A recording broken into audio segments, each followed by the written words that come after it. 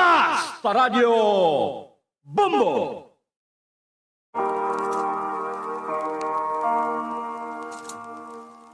This is DYPX 95.1 MHz.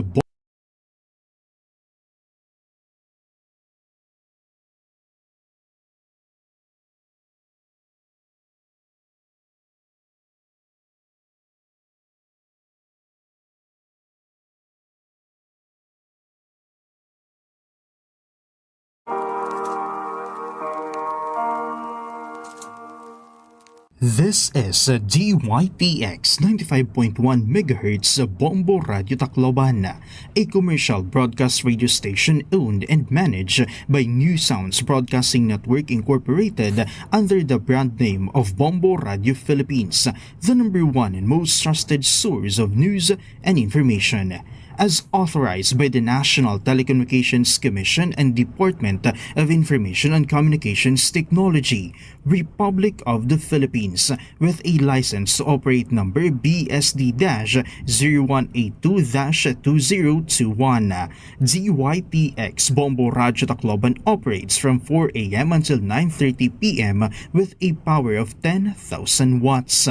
DYPX Bombo Radio Tacloban Studio, office, tower, and transmitter is located at 3rd floor Infinity Building, P. Paterno Suite, Barangay 26, Tacloban City. DYPX Bombo Radio Tacloban is operated and maintained by the following personnel duly licensed by the National Telecommunications Commission and Department of Information and Communications Technology. Network Engineer Engineer Yana May G. Copio with license number 008-1281. Central Engineering Department Head Mr. Marty Navarro. Bombo Radio Philippines Technical Supervisor Mr. Adolfo Trespecios Jr. Bombo Radio Tacloban Technicians Romel Labiran, Enrico Labanan. This is DYPX 95.1 FM Bombo Radio Tacloban, now signing on. Bayang magiliw, perlas ng silanganan, alam ng puso, sa titik mo'y buhay. Lupang hinirang, duyan ka ng magiting, sa manlulupit, di ka pasisingil, sa dagat at bundok, sa simoy at sa langit mong bahaw, may nilang ang tula at awit sa paglayang minamahal. Ang kisap ng watawat mo'y tagumpay na nagdidikit, ang bituin at araw niya kailan pa may magdidilim. Lupa ng araw ng walo aming pagsita, buhay ay langit sa piling mo. Aming ligaya na pag may mamapit, at mamatay ng dahil sa'yo.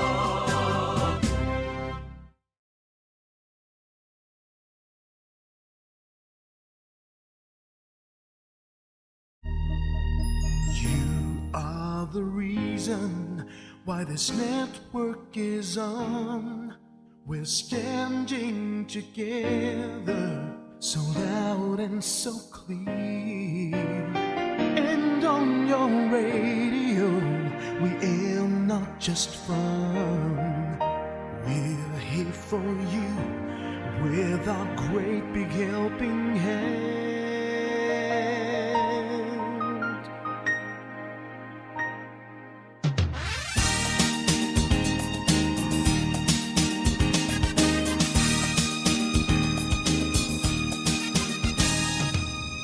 Are the reason why this network is on. We're standing together, so loud and so clear. And on your radio, we air not just fun. We're here for you with our great big helping hand. We have the power to tell the truth without fear, with favor to no one. We stand as one. Turn on your radio and stay where you are. Listen to the Bombo and we'll take you near or far. We are here to speak the truth and let you know we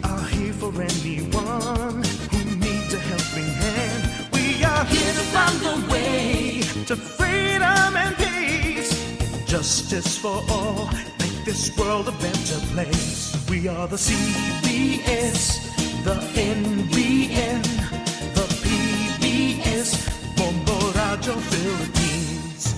We listen to the voiceless with no acts of arrogance, with candor and politeness. We are pledged to everyone. We dedicate ourselves, our fortunes, our lives. No matter what it takes, no matter what is sacrificed, we are here to speak the truth and let you know. We are here for anyone who needs a helping hand. We are here to find the way to freedom and peace. Justice for all, make this world a better place. We are the CBS, the NBN, the PBS, Bombo Radio Philippines. Bombo Radio is here for you to let you know what's new. And because we care, we listen, we hear all the cries and whispers. We shall be free and fair. We are here to speak the truth and let you know.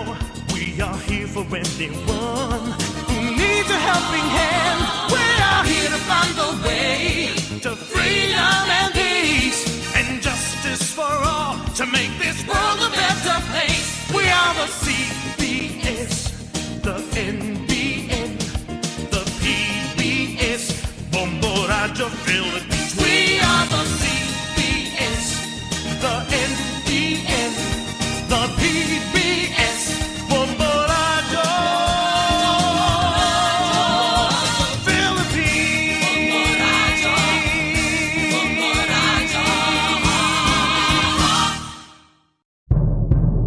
Basta Radio Bombo!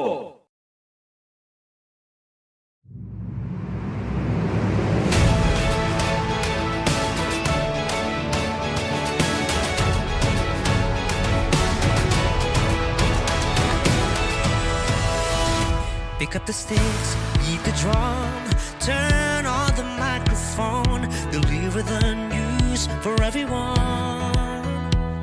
The drum is our symbol, the sound you hear. That's what we stand for, we're accountable to all.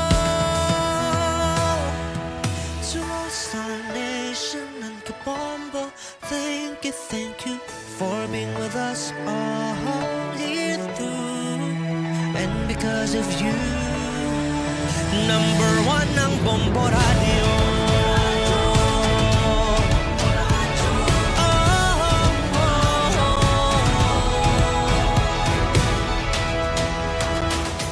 In good times and in bad times, we communicate to everyone. Information delivered fast in real time.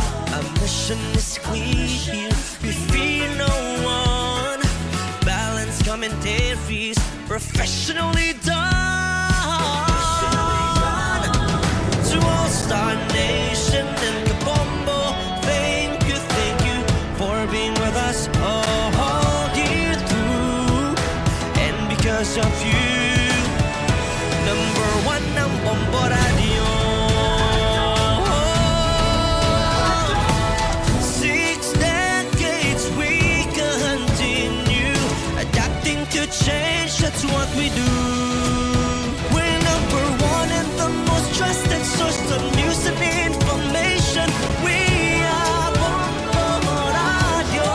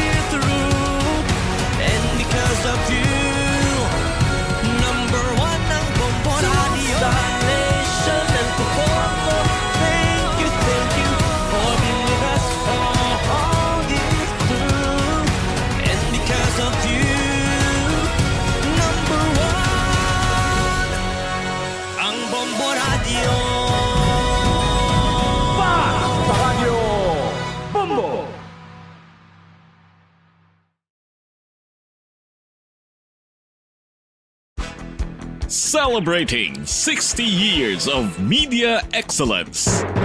60 taon sa paglilingkod. 60 taon sa katotohanan. 60 taon sa pagtindig kasama ang sambayanang Pilipino. Ito ang Bombo Radio Philippines. Bombo Radio Philippines. Your trusted source of news and information. Basta Radio Bombo! Alas 4:40 na iton oras mga kabungbo, yan ang adlaw hiton Sabado, Agosto 22, 2026. Yan welcome at ramdaan na Bombo Report First Edition. Maopay nga aga sinarang Bisaya sa ako ninyo makakapod din ang pag-diskutong pipirang balita ng Bombo Jake Pagipo.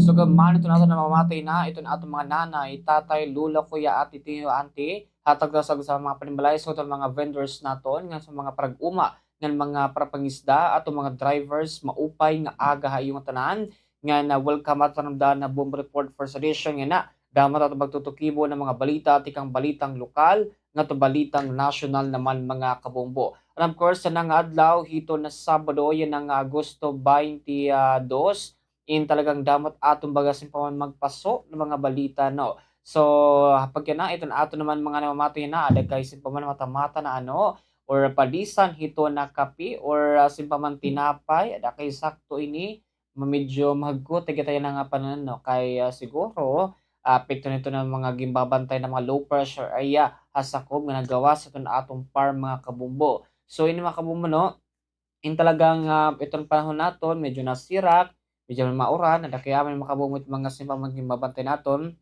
agad masigurado nga itong tarang makabombo in simpaman and maupay ito baga si makabombo ito baga pagkakatuon niyo no kay iba aton may mga lakat may kakatuon of course may iba aton naman nga talagang kinakailangan nga kasuhon no so pag makabombo yun ang adlaw no in talagang damot nakahanagap ng mga makabombo no ng mga balita naton nga talagang maipapadangat ng makabombo regarding itong mga issues nga ito kay makabombo. So pag makabombo no, talagang madagat mo kita itong matensyahan ng mga balitang headline, kundi makabombo no, Attorney Rowena Guanzon makabombo no, gina-question ito na pagdawit ko na yan ay Gotesa regarding makabombo nga, kumbaga may daw kuno kinanglanon nga abogado, bagay kontak la kuno, ano makabombo, ay makaboging palaga naman ni Attorney Rowena Guanzon, matapos naman higutin sa mag-withdraw makabumbo, iya na unang affidavit makabumbo or naging statement nga upod ko no dati or asahan ng makabumbo in mastermind or talagang pinangunahan ni Martin Romualdez ko no ito na mga maleta makabumbo ng mga kwarta naging deliver. Katapos sa makabumbo no, igin klase naman or bagagin nabawi naman ni Goteza ani na una nga statement ko diin na waray kuno kay labot kuno ito ni the former House Speaker First District Representative Martin Romualdez makabumbo regarding itong mga maleta or mga insertion mga kabumbo. So amin mga kabumbo ito talagang naging palagalam ni Atty. Rowena Guanzon kundiin ito na naging pamahayag ni Goteza regarding naman kuno nga pwede ko na magkuha in abogado pagkontak ako no. Ada kay awin makabumbo tiging palagan niya nga naging nadunggap ni Atty. Rowena Guanzon nga kilang dapat kuno nga mapriso higotesa lakip na kuno late First District Representative Martin Romualdez kasumpay hitom kanan mga flood klase ng mga mormaleta na mga kwarta naging deliver naging gamit nga kundi makabumbo no hiton tikang ito na public funds nga amo mga makabumapaso naging tutuki bina hiton mga simpaman, diri kalyado no makabumbo ni Martin Romualdez. So of course makabumbo no, inamin dito naging pamahayag ni Rowena Guanzon. Samtang makabumbo haton man kalugangan nga balitang national kundiin ito ni Zia Alontong Adyong iton First District Representative ito na Lao del Sur ging klaro makabumbo no ito naging pitad regarding makabumbo no ito ay nasimpaman an klase an representasyon makabombo hiton grab iton na kanan na impeachment trial. Amin makabombo ito na ginbantay ng gyap ano makabombo no. Of course, in kapag makabombo ni hito naging pamahay ka makabombo no ni Reader nakali makabombo no hito kanang impeachment trial. So when it comes makabombo talaga gintukob niya rin itong mga witnesses na era talaga gagamito mga kabombo or era ipapresenta laban naman ito ni kaduwa nga Pangulo mga kabombo. And of course mga kabombo no, ginaamo nga pinaging pamaygap ni Teredon mga kabombo no, regarding ito naging simpamam, naging dalagan ito impeachment trial din nakalabay nga do mga kabombo nga nagpapadayon mga kabombo. So ini mga kabombo no, kikita gihap ni Teredon na talagang iningapitan in talagang makabombo magiging makusog. And of course, makabugi iwaragap niya question ano nga talagang ilang mga senador judges in sa paman ko mag-aram kuno iton era gimubuhat. So din ako no kailangan nga baga sa pamakabuno tukoy bunira or baga sa question iton ra pagiging senador judges makabombo. Ginakogap niya maklaragap makabombo nga regarding iton mga simpaman naging pamahayag ni Vice President Sara Duterte regarding makabombo ito na pagpapadagmit itong proseso and even ka po yung makabumbo na itong House of Rep yung gusto talaga na mapadali pero naagi ko na simpamam ng rules nga kinahanglanon nga gamiton makabumbo. So in makabumbo no in terms ito ang ginagamit naman ng mga simpaman mga rules iti kang naman sa Senate makabumbo regarding itong impeachment trial. Kapag makabumbo kadugangan nga balitang nasyonal ni Senator Sherwin Gatchalian kundiin makabombo no igina doon niya nga posible na or bangin na matanggal ito makabombo no or gin question ni makabombo no nga kung pwede ba kuno matanggal ito na system loss itong kanang kuryente makabombo regarding hiton na mga simpaman mga problema kay mahandom na ito makabombo no nga din naglabay ng mga semana or bulan in talagang naging mapaso regarding itong kanang system loss nga amo ito ginalmahan itong publiko kung kay ano kuno nga hera ito nagbabayad kung di naman kuno hera ito gumamit o waray kuno kalabutan ito nga system loss mga kabumbo naging charge mismo iton mga electricity consumer mga kabumbo kung diin amo itong baga nagiging problema kaya si mga kabumbo no dapat kuno waray kuno hera ito na labot kay mahitungod nga di man kuno lakip iton na mga class, mga jumper, kung ano makabuli, no? Kung namida ko na wawalan ng kuryente, di rin ko na kailangan i-charge nga diton mga consumer, kaya di rin ako nila maaram ito. So, inigap makabuo na kipag-isroga perano during itong hearing na talagang pupwede or pupwede makabuo talaga nga simpaman nga matanggal itong system loss makabumbo. Pero dapat pag-aagi makabumbo ini. So, amin nakabuo, sumaran pa na Senadora Sherwin Gatchalian, itong Senate President Senate makabumbo nga talagang almost na kuno nga majority itong pabor nga matanggal ini nga system loss. Santa makabumbo no kalugangan naman nga balita naton hiri sa Hontiveros kundi makamono igin doon ito na naging investigasyon kasumpay makabumbo iton class naman nga mga natabo regarding itong kanang shooting sa makabubog in question niya itong kanang itong kanang Cybercrime Investigation and Coordinating Center o CICC makabumbo kung kay ano baga mabagal mahinay itong proseso paano nadalagan itong mga klase ng investigasyon kaya ano kung din na take down regarding makabumbo no kano kung di rekonherain siya ada kay sumalahi itong kanya Yusek Renato Paraiso Makabumbo, the Executive Director ito ng Cybercrime Investigation and Coordinating Center CICC nga talagang may mga butang na dire ko nira kontrolado o bagawar nira si pa makabumbo authorized makabumbo or war nira makabumbo si paman kapas nga pagbuhat makabumbo to in makabumbo kasumpay hiton si paman naging padayon nga proseso makabumbo regarding hiton na naging investigasyon nera kay kung man duman yung makabubo no nga ito natabo nga shooting incident kundi involved ito na usang estudyante makabumbo nga nagdara ito na simpaman pusil usang pribado nga ispilahan makabumbo may Ateneo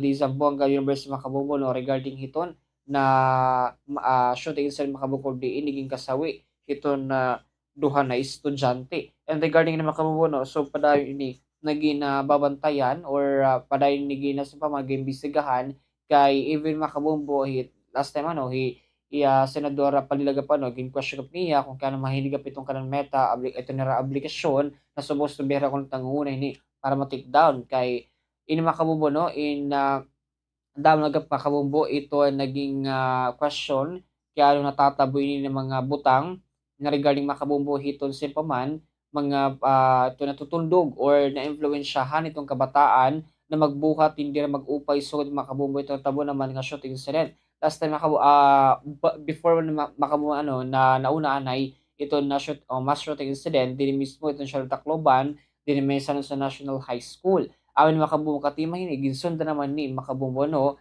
So talagang nakapag-live stream or talagang may mga gingkanto pa nga site nga talagang diri dapat gimubuhat sa mga estudyante o bata no pero nakakasako mismo. So amin makabumbo ito ang naging question ni Senador Risa Ontiveros makabumbo regarding ito naging investigasyon ito na Cybercrime Investigation and Coordinating Center.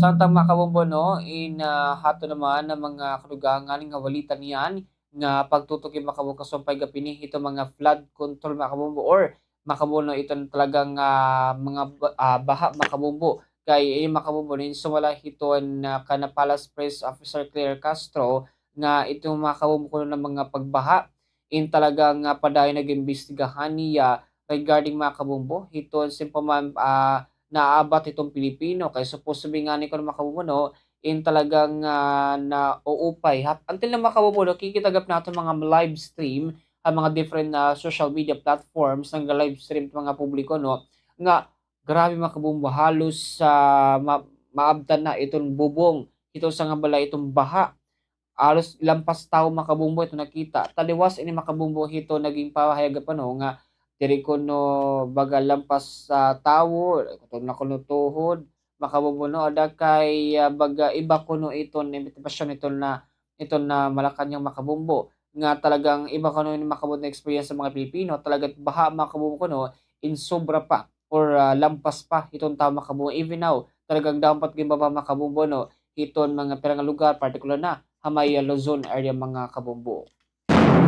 Hatol masulod nga pagtutukibo niya makabumbo no regarding ito na ato mga weather update nga sugod na ato mga police report na nakahanin naman yan nga adlaw makabumbo. And of course makabumbo ni sambay kamo kaniya pagtutukibo na ato mga balita naton yan aton nga adlaw hito na Sabado nga na mga pipira na mga pahinumdo. Ito at iba pang mga pangunahing balita. Susunod na! Damo nga mga impormasyon ang mga nagkakagawas sa nga panahon na kundiin ang iba ay napapasaring nga kita nga aman as in, tuod, sanglit importante ang pag-fact check o sa nga pamaagi insuri unin maupay ang impormasyon kita ako ba nagbalita ang maubang impormasyon inti kang matatapuran nga source sugod ang mga kilala na mga news organization sugod ang Bombo Radio o di man nga ni mga government agencies kita gihapon ang kredibilidad na nagsurat nga hibaro akong kakano iging pagawas ang impormasyon kung may na ni bagong updates ka ng papabaguliwa at ang kamatuoran tutukla din niya Bombo Radio Tacloban para iba pa nga mga pamaagi. May dakitaging babantayan nga sakit nga Mpox virus. Ang Mpox ay nakakatapon pinaagi itong direkta nga kontak kapanit o mga mucosal lesions. Sugad itong pakikipag-istorya o pagginhawa, pagharoka, pagkapot, paghangkop o pakikipaghilawas. Ngan iba pa nga mga respiratory secretion. Pwede gihapon itong indirect contact ka mga contaminated beddings, clothings or linens. Ngan iba pa nga mga gamit. Kalaki pa sintomas itong skin rash o mucosal lesions.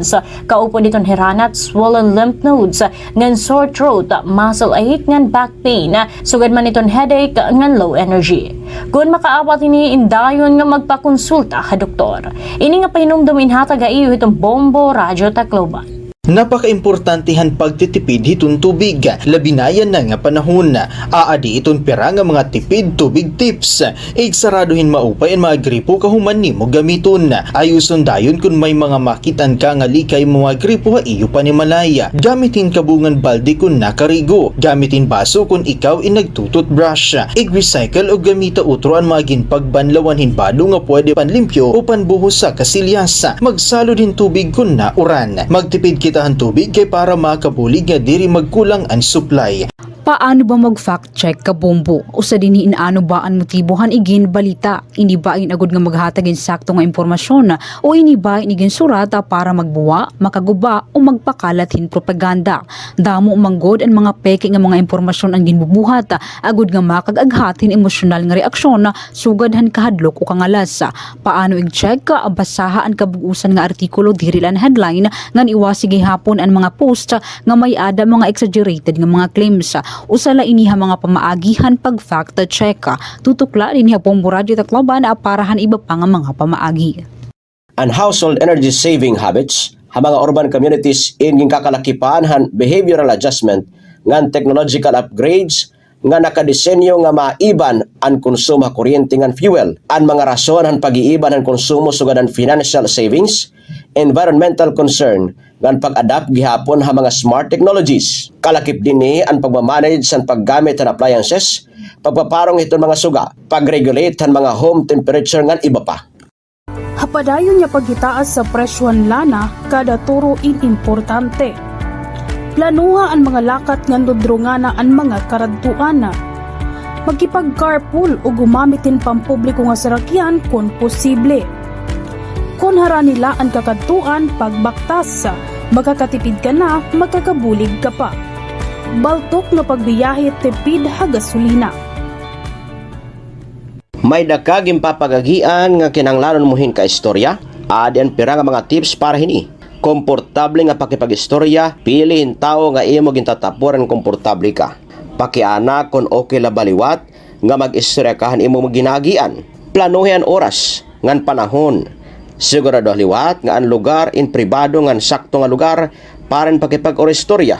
Maging tinuod ngan specific. Waray man problema nga maging vulnerable pero importante nga maging tinuod ang imo feelings ngan igistorya han specific nga simptomas o issue nga imo na eksperyensahan. Ini nga pahinumdom in hatag ha iyo han Bombo Radio Tacloban.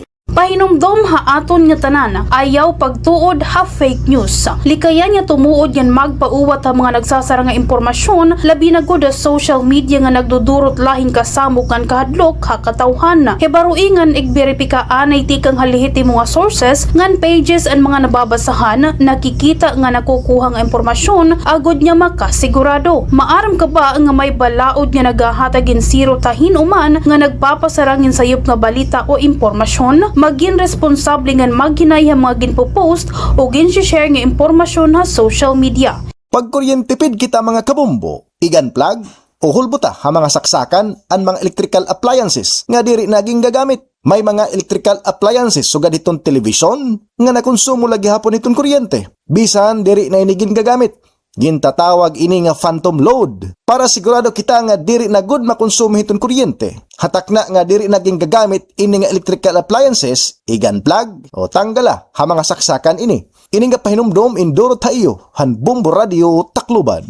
Damo nga mga impormasyon ang mga nagkakagawas sa nga panahon na kundiin ang iba ay napapasaring nga kita nga aman as in, tuod, sanglit importante ang pag-fact check o sa nga pamaagi insuriunin maupay ang impormasyon. Kita ako ba nagbalita ang maubang impormasyon inti kang matatapuran nga source sugad ang mga kilala na mga news organization sugad ang Bombo Radio o di man nga ni mga government agencies. Kita gihapon ang kredibilidad na nagsurat nga hibaro akong kakano iging pagawas ang impormasyon. Kung may nabay ni bagong updates ka nang papabaguliwat ang kamatuoran. Tutok la din niya Bombo Radio Tacloban para iba pa ang mga pamaagi. May dakitaging babantayan nga sakit nga Mpox virus. Ang Mpox nakakatapon pinaagi itong direkta nga kontak kapanit o mga mucosal lesions. Sugad itong pakikipag-istorya o pagginhawa, pagharoka, pagkapot, paghangkop o pakikipaghilawas ngan iba pa nga mga respiratory secretion. Pwede gihapon itong indirect contact ka mga contaminated beddings, clothings or linens ngan iba pa nga mga gamit. Kalaki pa sintomas itong skin rash o mucosal lesions, kaupo nitong hiranat, swollen lymph nodes, ngan sore throat, muscle ache, ngan back pain, sugad man itong headache, ngan low energy. Kung makaawat ini indayon nga magpakonsulta ka doktor. Ini nga pahinumdumin hatag iyo itong Bombo Radyo Tacloban. Napaka-importantihan pagtitipid hitong tubig, labinayan na nga panahon. Aadi itong pera nga mga tipid tubig tips. Igsaraduhin maupay ang mga gripo kahuma. Bombo Reports First Edition. Alas 5 na iton oras mga kabombo ngan magyanain na madagat na kita hato mga balita nga pagtutukibo niya mga kabombo no. Nabagin mga kabombo no, madagat na kita ato na balita regarding iton ato na ulat panahon mga kabombo. Kung nakamusay na Bombo Jake, ito ay na talagang panahon magiging maurang ba or diri yan ang adlaw ito na Sabado, yan ang Agosto 22, 2026 mga kabombo. Ini mga kabombo no, inabasa lagi pini hito na report tikang namang hito na pag-asa in kasumpay mga kabombo ito na ato na panahon kay di nakalabay nga mga kabombo no, in talaga nakaabot kita in mga pag-uran mahito mga kabombo hito na gibabantay ng mga low pressure area agawas ito na ato na par ng sakog mga kabombo. As of now mga kabombo no, imbase naman hagim na pagawas nga available nga data ito na pag-asa mga kabombo no, kundi ito na low pressure area nga may ngarang nga ningning ang gimonitor naman nasa gawas ito aton na Philippine Area Sensitivity mga kabombo par na kundi may medium nga chances nga mag-develop naman nasa tropical depression nasa 24 oras. Samtang itong LPGAP mga kabombo gimonitor nga pagawas aton par nga ma-develop ka posible mga kabombo nga ma-develop nga tropical depression nga sugod man itong typhoon nga in may international name nga Saudel nga gimonitor naman hagawason aton par nga pre makabombo na ginmonitor hito na pag-asa. Hapag gin makabombo no in regard lang kapini hito naging simpaman panahon makabombo kami mga area nga makakabat yung mga pag-uran partikular may Ilocos Region, Apayao, Abra, Benguet, Batanes, Cagayan makabombo nga mga areas makabuhin makakabat partikular pa Metro Manila nga na mga Cordillera Administrative Region nga na pirapang lugar makabumbo ito nasa Pilipinas in makakabat yung mga pag-uran makabumbo mahito naman ito naging babantay nagya nga low pressure ay makabumbo hagawas ito aton par in makabumbo no in talagang padayon ninigin na gimabantayan ito ng pag-asa agod na masigurado na makabumbo no nga talagang iton aton mga kabombo in simpaman talas as of now makabombo no as of 4 AM iton tropical cyclone sa itong par in Typhoon Saudin in tropical depression location na 2,710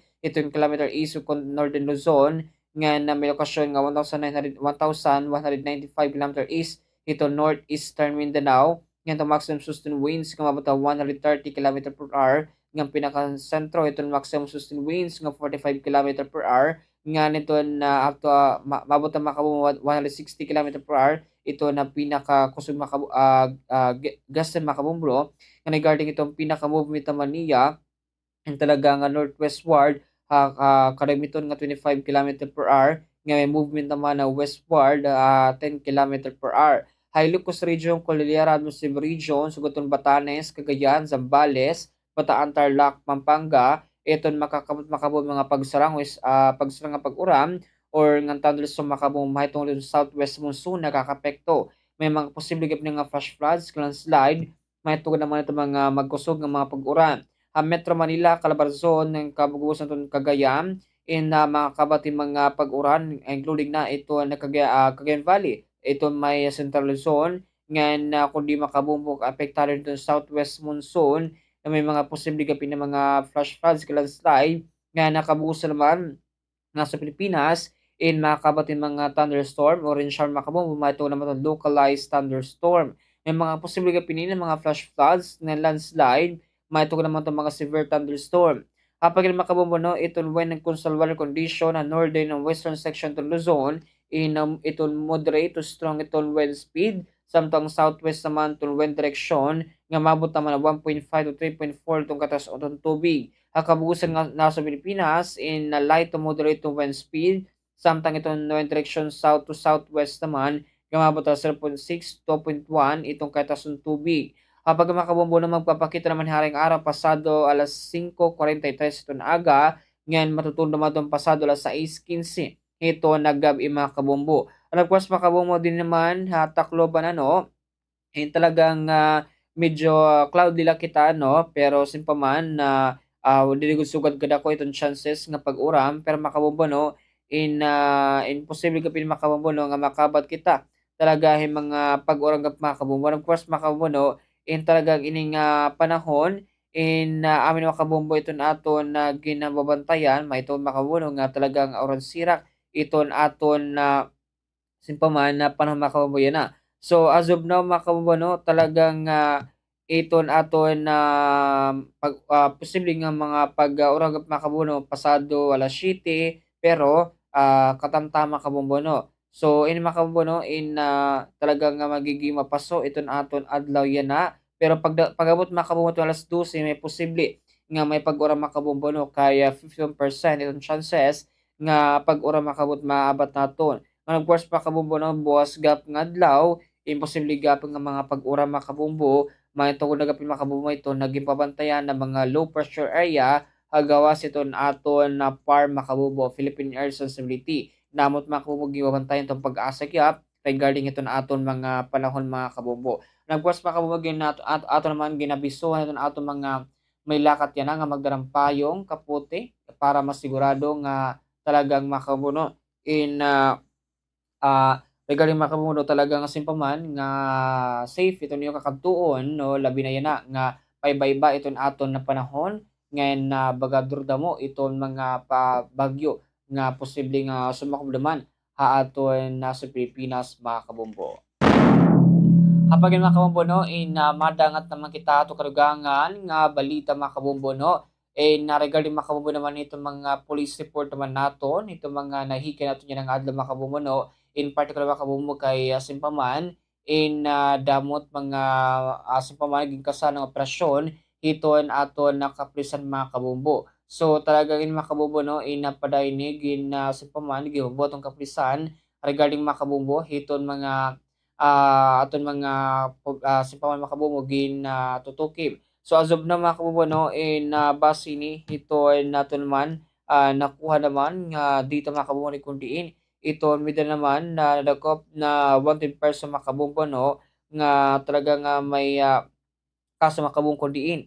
Usa naman nga most wanted person ito nakop na may kaso nga murder may summer area na kundiin na pinaging kooperasyon hiton itani form of maneuver company nga na kundiin na pakipagkoordinasyon himakabuni hiton na PIT Summer RIU 8 nga sa makabumbo hiton na Calbayog City Police Station kundiin inadakop iton na kusado ging kilala nga alias Saduro sa 60 anyos pagdarang nga nasalin ng barangay Makantingog Calbayog City Samar nga kundi dati nga miyembro iton na Communist Terrorist Group o CTJ nga under iton na FC2 iton SRC Emporium o EVRPC na kung makabumbo ito may da warrant of arrest na ginisyon man ito din Hunyo 21, 2021 ni Honorable Armando Rosandino, Executive Judge ito ng Regional Trial Court Branch 23 iton Allen, Northern Samar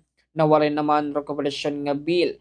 Naman na akusado makabumbo and dahil na magintara kusudi itong kapulisan agod naman na umatubang ito na kaangay naman nga kaso. Samtang mga kabumbo ito na usagap nga other person ito nakupgyat na may kaso nga carnapping may San Jose makabumbo kundi na may barangay Layuhan, San Jose Northern Samar kundi inging kilala na akusado nga 27 anyos itong pangidaran nga lalaki nga residente ito na sabi nga lugar mga kabumbo, kundiin involved bini hiton theft itong pang-auto motorcycle nasabing lugar. Kundi naresto naging palusa naman nga warrant of arrest ito may kaso itong karnaping nga Section 3 ng Republic Act number 10883 o mas kilalang na New Anti-Carnapping Act of 2016 din Agosto 19 to 2026 sa Ginisya Regional Trial Court Branch 19 Qatar Manor din Samar nga may naman requestion nga bill nga maabot naman 300,000 pesos. Samtang makabombo sa gap nga wanted person na may kaso nga multiple rape ito na nakup naman diyan na kulop na may Santa Rita Samar kundi inging kilala akusado nga alias Ani sa 65 anyos pangindaraan ngan kundi ino sa nga parag-uma nga residente itong Santa Rita Samar nga kundi ina dako pinaging palusgap nga warrant of arrest nga may kaso nga multiple rape gin-issue to ni Rabola Jovito Barges ito pa sa din judge ito ang MTC 8 Judicial Region Basay Samar din nag Abril 30 2002 ito na wala naman regulasyon nga bill.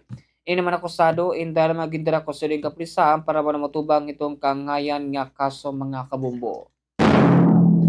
Sa mga kabumbo no, madaw ko naman kato kaatong kadugangan nga balita kung diin ito makabumbo no, ito na sumalakan attorney Terraridun makabumbo no, ito makabumbo regarding ito impeachment trial ini makabumbo ko no, in talagang amin makabumbo ito na papadayon ni Arano kay Simpa Makabumbo no ito mga witnesses including na ito na Gina ko sa Makabumbo na ginamention niya no nga talagang hibipisara ko no ito nagsugo para ma-withdraw ko ng Makabumbo ito mga pondo na kundi Makabumbo no sumalakan na terari doon nga talagang kinanglanong ko nga matubang or talagang umattend ito na Office of the Vice President kundi regarding itong issues naging mabatak naman ng mga klase makabubon ng mga reklamo regarding itong confidential funds, yung sugaton na mga threat makabubono. Ini kabubono napamantala naman nato na naging pamayag with statement ni House of Representatives Terra Ridon.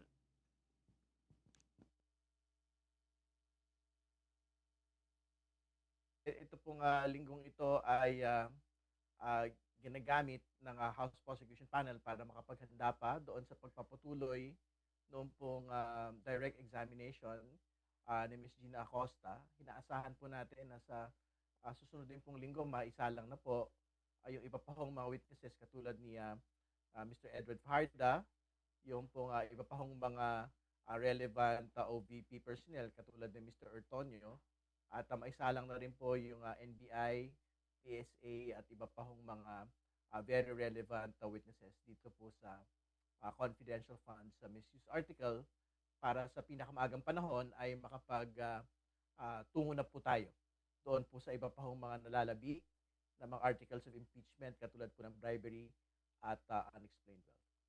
So yun po muna, binubukas na po natin hapag. Tingin ko naman walang predetermined narrative kasi ang ibig ko sabihin ng predetermined narrative, hindi ko kasali yung defense panel doon eh. Pero kita naman natin, kasali naman po yung defense panel at ang pangalang Pangulo dito sa kabuuan po ng takbo ng impeachment trial po natin. So, I don't think it is accurate to even say na meron pong predetermined narrative. I think what is clear is meron pong kanya-kanyang kwento, meron pong kanyang paglalahad, no? Noong pong sitwasyon, yung pong depensa at prosecution dito. So, sa bahagi po ng prosecution, we will present ito pong katotohanan kasi tingin namin ang tama dito po sa nangyari sa confidential funds misuse, yung pong nangyari doon sa pagbabanta at bribery at unexplained wealth ng ating pong pangalawang Pangulo. At syempre, in their time, yung pong depensa ay mabibigyan din po ng pagkakataon na makapaglahad ng kanila pong paliwanag dito sa lahat po ng mga paratang. So, yung pong predetermined narrative na binabanggit, think wala po itong batayan sa katotohanan at magtutuloy po kami dito sa presentasyon po ng ebidensya para sa pagpapasya ng ating pong senator judges at ng ating pong mga kababayan. Tingin ko naman sa dulot-dulo ang pinakamahalaga sa senator judges at sa ating pong mga kababayan, yung pong pagkakalatag ng ebidensya, no? At yung pong pagbabalanse noong pong katotohanan na kaya hong magawa ng depensa. Kasi sa dulot-dulot naman ho, hindi naman ho politika yung magsasalita rito eh.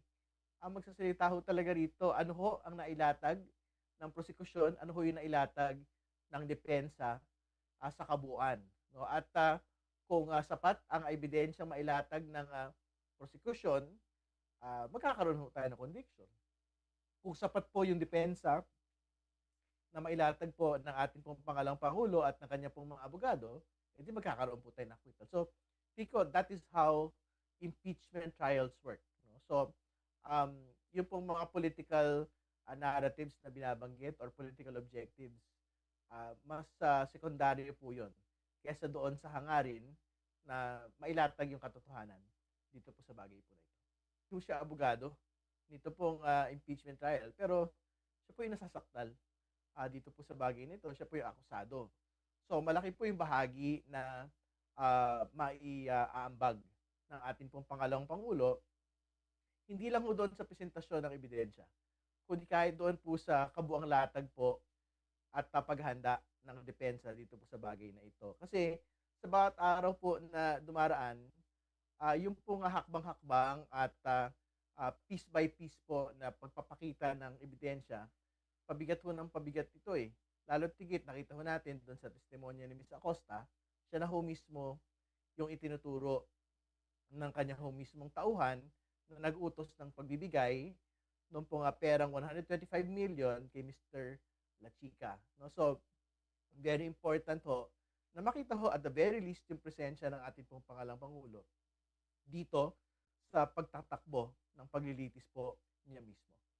Pagpapasya, yung pong panel, kung magtutuloy na po sa unexplained wealth. No? So, I think tapusin ho muna namin yung confidential funds misuse bago ho namin pagpasyahan yung pong susunod na order or sequencing nito pong paglalatag po ng ebidensya. But as far as the panel is concerned, tingin ko tuloy pa rin ho towards bribery yung pong presentasyon po ng ebidensya po namin. Sa lahat, hindi ako sure kung aling bahagi po yung na-monitor niya kasi may panahon ho natulog siya eh. Doon sa kanyang araw-araw po na pagpunta sa paglilitis. No? Yun po yung una. Pangalawa, tingin ko naman ho, naging very fair ang atin pong presiding officer dito po sa kanya pong pagpapatakbo. Nito pong paglilitis po na ito, may panahon para mag-object talaga profusely yung pong depensa doon sa mga inilalatag po ng prosecution. And yung prosecution witnesses ho, tingin ko, in most parts, no, na ipapakita ho talaga nila yung iba't ibang facets. For example, dito sa confidential funds misuse, yung facets ng misuse. No? So nakita natin yun dun sa COA, kikita ho natin ngayon ito sa OVP personnel, and makikita po natin ito pong iba pang facets na ito doon sa NBI, PSA at iba pa hong mga nakatdaktang mga ilatag na mga testigo sa susunod pong mga araw at mga linggo. Ganon din naman yung nangyari doon sa pagbabanta. So, nakita ho natin yung presentation ng 3 levels of NBI witnesses, no, yung ginawa ho nilang presentation po ng evidence. No? So, tingin ko, we are very much confident doon po sa pagkakapresenta ng amin pong mga testigo. And we are expecting the same until the very end. Nanggit po natin, maayos naman po yung pagpapatakbo ng pong ating presiding officer ng paglilitis. Meron pong pagkakataon yung prosecution at depensa na mailatag fully and comprehensively yung kanila pong mga pagtingin. Tingin ko naman ho, yung pong mga oral arguments ng pong magkabilang panig at yung pong mga pagtatanong ng pong mga senator judges, relevant po ito eh, to get to the truth. No? So, dapat hindi rin ho natin ito minamadali. At we should allow all the parties, prosecution, defense, and even the senator judges to be able to state their case and to state their thoughts during the course of the proceedings. Aside, no, as we go along the trial, katulad po ng binanggit ko maraming beses na, sa totoo lang po yung testimonya po ni Ms. Acosta na nagsasabing sa pangalawang Pangulong Duterte mismo ay nagbigay ng utos na ibigay pa yung 125 million to Colonel La Chica, sapat-sapat na ho yun eh. Doon sa pagpapakita po ng maling paggamit ng confidential funds. In fact, yan pong mismong pag-uutos na yan at pagbibigay kay Mr. Lachica nung pong 125 million in confidential funds, yan po yung naging batayan nung pong notice of disallowance for 2023. In fact, kaya nga looped in si Mr. Lachica, Vice President Duterte, Miss Acosta, doon po sa pagpapasoli nito pong confidential funds ng OVP for 2023. Sabihin, anything further than that, pandagdag na lang naman ho yun sa totoo lang eh. Kasi yung talagang fact nung pong misuse, na-establish na ho yun nung pinabigay ang pera ng OVP confidential funds para sa mga non-OVP, non-organic OVP personnel katulad po ni Colonel Lachica. Amo to naging pamay naman ni House of Representatives Teredon Macabom regarding iton naging dalagan to impeachment trial labi na kan Gina Acosta Macabombo kumusa usang witness nera kasumpay hito mga confidential funds Macabombo na na-mention pa no ni Teredon nga kundi Macabombo nga talagang patas sa mga kuno bagha era ito nagiging dalagan or itong presiding judge ni Jesus Cudero Macabombo pag tutukib hito ng impeachment trial nga nagpapaday Macabombo nga kundiin talagang ginabawat sipaman ginaanda mga gapnera itong mga masurunggap na mga witnesses na igalatag o igipresenta ang mga masurung naman ng impeachment trial asunod naman nga simana mga kabombo.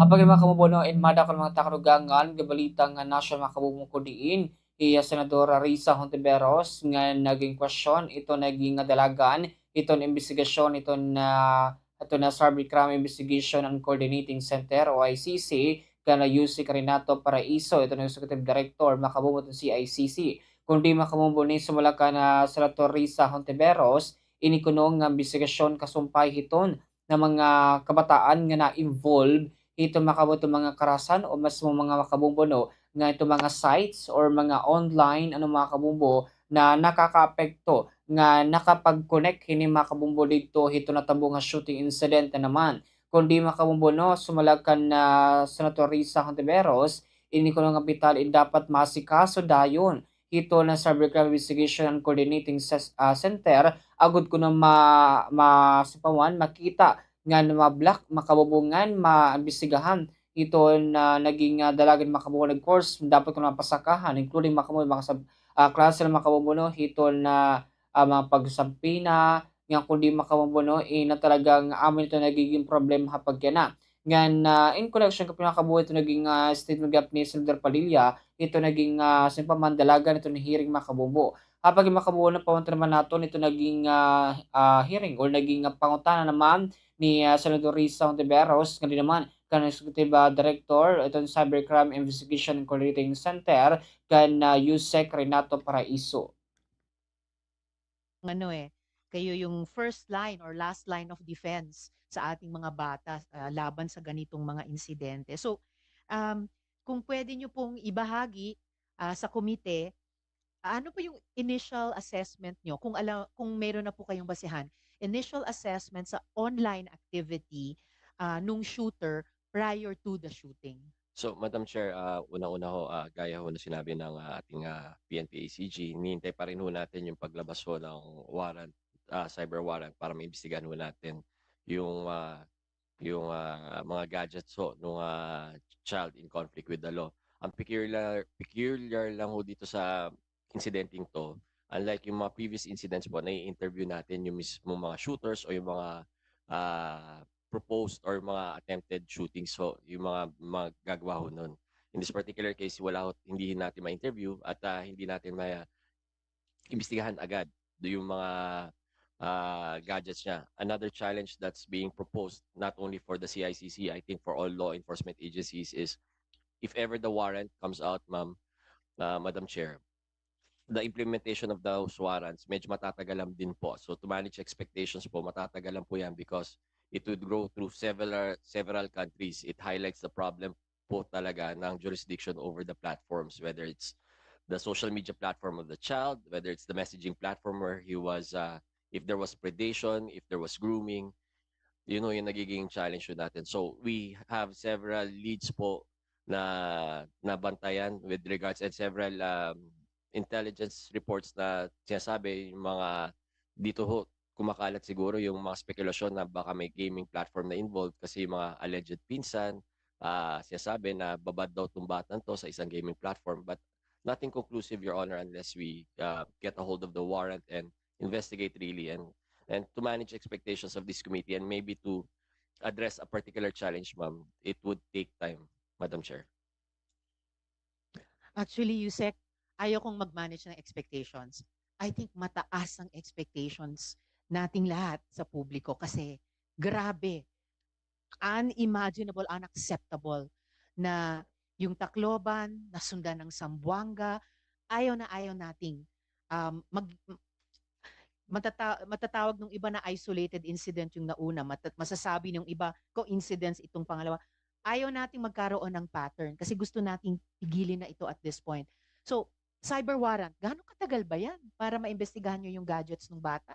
So usually we're working with the Supreme Court right now to hasten the process of the issuance of cyber warrants. Maybe there's a need for the upskilling of our judiciary when it comes to appreciation of evidence, when it comes to the issuance of cyber warrants.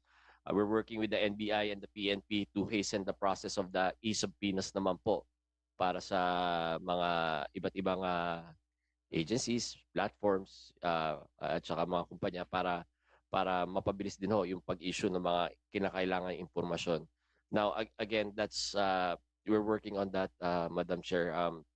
Usually ho, ang mga warrants, medyo matagal ho yan. We can ask the law enforcement agencies here kung gaano ho sila katagal. But much especially pag cyber warrants po because there's a gap between the appreciation of the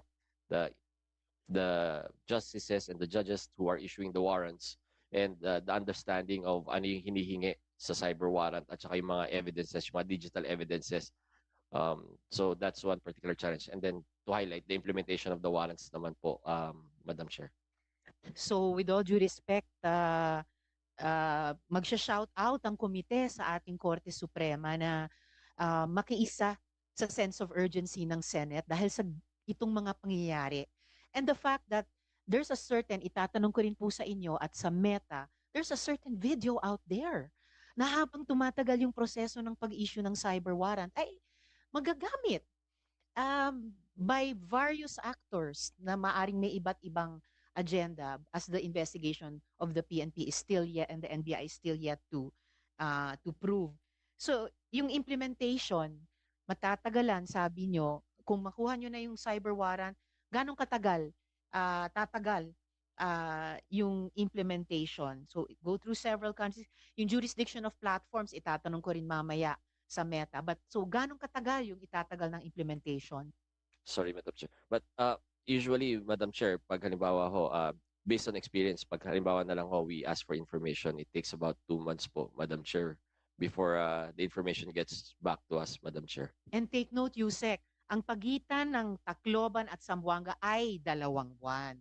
Ayaw po nating magpalipas ng 2 buwan na naman without doing everything we can across all 3 branches of government in partnership sa ating private sector partners and civil society and academe partners. Maputol na ito. Before I continue with Yusek Paraiso for CICC, some quick information requested po sa inyong dalawa. So sa ngayon, Yusek Paraiso, wala pa bang mandated mag-issue ng e-subpoena or meron na po ba? Madam Chair, we have worked on with the our law enforcement partners, particularly the NBI. Kasi tama ho naman ang PNP-ACG, ang pwede lang mag-issue ng subpoena, whether it's the regular subpoena or the e-subpoena, would be the PNP chief and the head of the CIDG. With regards to the NBI po, kaya po puspusan po ang pakikipag-usap natin, lalong-lalo na kay Director Melvin Matibag, and even with his predecessors, is to approve yung process po ng e-subpoena po para mabilis na ho, whether it's coordination among the agencies or the issuance of the subpoenas. Kasi sila yung pinakamabilis, to be honest, Madam Chair. Kasi unlike the PNP, bawat ahente ho ng NBI can issue subpoenas, Madam Chair. So Yusek, kung PNP chief or Chief CIDG, how long would it take them to issue an e-subpoena? I wouldn't be familiar with the process of the PNP, Madam Chair. Sorry, Would it be Police Colonel Tadina or Tadina and Pero sa pamamagitan ninyo, maraming salamat din sa mga magulang. It's a double tragedy for them. And salamat sa kanila sa pag-cooperate sa inyong investigasyon. Para malaman nating lahat yung katotohanan and yun na nga po, makapag-action tayo bago pa may posibleng mangyaring katulad nito. So balik po ako kay Yusek Paraiso for CICC. So yun na nga po, gaya ng sinasabi pa natin kanina pa, hindi pa nga nawala yung takot, yung trauma sa naunang school shooting dun sa San Jose National High School sa Tacloban. At heto na naman, umaharap tayo sa isang kaparehong trahedya. And nabanggit ko po kanina, ang CICC kayo po yung first line of defense natin para sa ating mga anak sa ganitong mga sitwasyon. Pwede nyo po bang sabihin sa komite kung anong trabaho, anong mga bago o pinalakas na protocols kung meron ang in-institute ng CICC sa mga buwan sa pagitan nitong dalawang insidente para mapigilan ang isa pang school shooting? Alin sa mga platforms, kanina we were talking about the platforms na may yung iba may jurisdiction na tayo, yung iba wala. Aling mga platforms in-engage nyo at ano po yung mga outcomes ng engagement na yan kung meron na? Thank you, Madam Chair. Unang-una ho, pinalakas ho natin yung coordination, interagency coordination natin. In fact, we already conducted trainings po to use the various tools for detection and monitoring ho na CICC with not only our law enforcement partners but also our private sector partners. We also engage with advocacy groups po with regards to children and yung mga OSAIC-CSIM cases ho natin. So, party na rin ho sila nung CICC's Threat Monitoring Center kung saan ho tinetrain natin itong mga ahensya na to at mga grupong to na gamitin yung mga tools natin para kung ano yung hinahanap nila, ni advocacies nila, madali ho nila ma-detect using our tools. Pangalawa ho, tama ho kayo, in the case of the Zamboanga shooting, on that very day, we coordinated with the PNP and General Wilson Asueta of the ACG.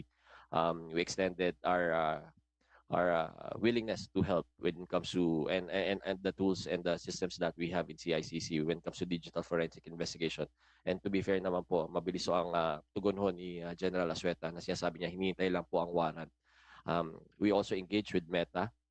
Kaya nung araw din pong yun, Madam Chair, natanggal ho yung mga videos with regards to the school shooting itself at Pero after how long? Kasi ang balita natin 14 minutes naka-live stream ang shooting bago na takedown. Wala bang capacity ang CICC na ma-flag kaagad kapag may ganyang klaseng content na nila live stream, ma-takedown within seconds or minutes man lang? Not na ngayon out there almost a quarter of an hour ng ganyang klaseng content na pwedeng gamitin ng sino man na may iba't ibang tukana. Madam Chair, to be fair to sa atin sa CICC at sa mga law enforcement, once we have we reported and we had visibility on the video, we reported it to Meta. Tapos How many minutes into the incident na nagkaroon kayo ng visibility?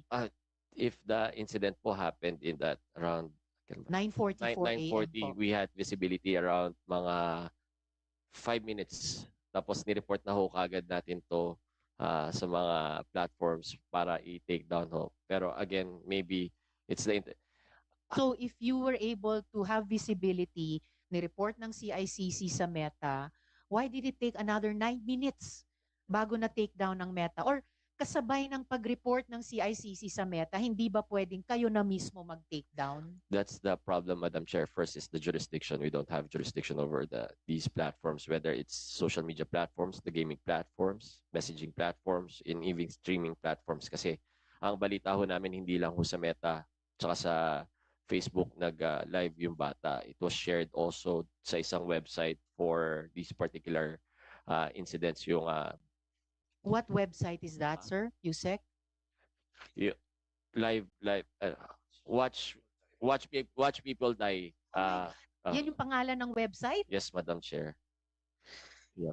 Sa ganyang pong sitwasyon, sino ang may jurisdiction? CICC had visibility and then within 5 minutes of visibility in reports, or within 5 minutes na nagsimula yung shooting, you had visibility, ni-report nyo sa Meta. The live streaming went on for 9 minutes more without Meta taking it down. Tatanungin ko rin sa Meta, sa ganyang mga sitwasyon, who has jurisdiction? Who can prevent the harm of 9 more minutes of this kind of content live streaming to the country, and to including all our children? Maybe, Madam Chair, and I'd like to be honest here, this might be one of the gaps in our laws and in our legislation, that wala akong particular na ahensya na tinuturo kung sino. I agree.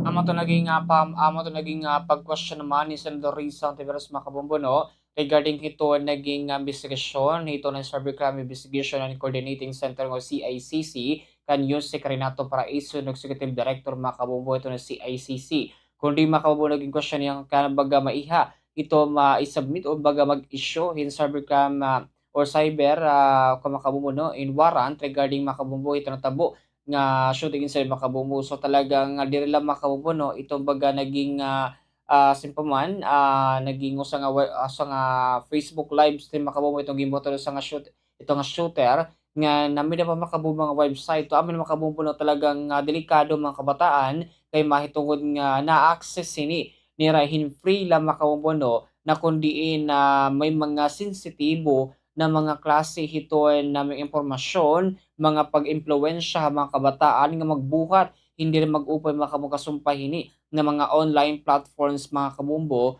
nga posible even na may connection for the bullying, whatever mga kabumbo, no? Pero ini mga kabumbo kasumpay talaga pinihito na sa pawan investigasyon na gimubuhat mga kabumbo, no, nga ginaaro naman ni Senator Risa Ontiveros mga kabumbo Cybercrime Investigation and Coordinating Center makapagyap ito na investigasyon nga ito na DepEd nga sugad ba nato nagkanang PNP mga kabumbo agud masigurado nga di na ko na mautro ito na naman nga shooting sa makabumbo mga eskwelahan nga supposed to be dapat ng mga bata inag-aaram dire hiton na klase na mga dire mag-upay makabumbo so ito na involvement ito paggamit ng mga pusil makabumbo. Igin-issue na makabumbo ito na PNP mga tanan nga PNP personnel, of course tanggap makabumbo na mga simpaman unit makabumbo nga talagang upayong kuno pagtago ito mga personnel itong era mga pusil nga diri kuno maabot itong kabataan o diri kuno makuha itong era mga anak nga pwede magamit makabumbo. Ito na sinising naman nga klase nga mga paggamit hindi na mag-open makabumbo nga may connection ito mga online platforms or mga gamings mga kabumbo. Nagkors mga kabumbo, magkuha naman mga balita natin nga pagtutukibo niya ng adlaw sa may kamunga ng mga pipira ng mga pahinumdom. Ito at iba pang mga pangunahing balita. Susunod na! Habot nga ang tensyon na Middle East, ginalauman nga mahitaas ang presyohan lana ngan kuryente. Sanglit, tikangan hapanimalay, paro nga ang suga nga appliances kung diri ginagamit. Gumamit in energy efficient nga bumbilya ngan ibani ang paggamit han aircon. Tigamni, ang simple nga pagtitipid yan na, inda ko nga bulig ha masunod nga adlaw. Tipid ha kuryente, bulig ha kabubwason. Aadi naman kabombo, ang pera nga pwede naton buhato na aton. Swerte sa palengke ng Bombo Radio at Star FM Drop Boxes ay matatagpuan sa mga sumusunod na lugar. General Merchandise San Jose, Tacloban City. Emerald Grocery Store San Jose, Tacloban City. Daily Grace Mini Mart San Jose, Tacloban City. Winsil Mini Mart Marisbaras, Tacloban City. Top Commercial Gomez Street, Tacloban City. Sam's Trading Salazar, Tacloban City.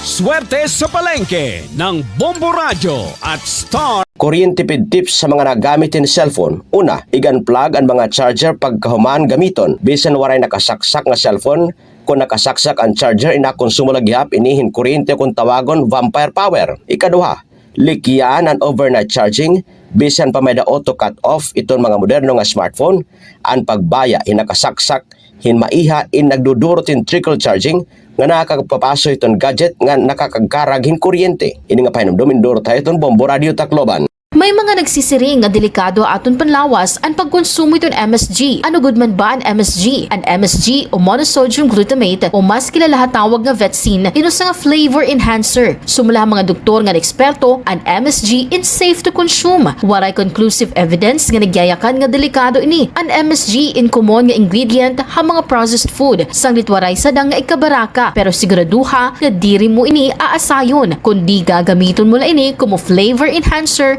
han imo ginluluto. Ang cyberbullying ay natatabo sa social media, online messaging platforms, gaming platforms ng mga mobile phone. Ini mga pamatasan o aksyon nga nagpapanuyong hadlokod o igpahiyaan kita target ini. Sugan ang pagpapasarang sayop nga impormasyon, pagpopost ng mga litrato o video nga ikakaawod ang biktima. Gan pagpapadarahin mga diri mag-upay ng komento o mensahe, pahinano sa katawo. Ang face-to-face bullying and cyberbullying in parehos nga natatabo. Pero ang cyberbullying ay nagbibilin ng digital footprint o record nga pwede nga makapagpamatuod nga makaghatag in ebidensya agud nga makabuli nga pag-report nga maundang na ang panaabuso. Stop cyberbullying! Kung mapakadto kita simbahan ngan ma-attender hin misa, in permi ginyayakan nga magsulot hin best for church. An panulutan man god in nakadepende ha mga iba-iba nga denominations nga pwede mo man liwat kitaon nga guidelines sa kada simbahan.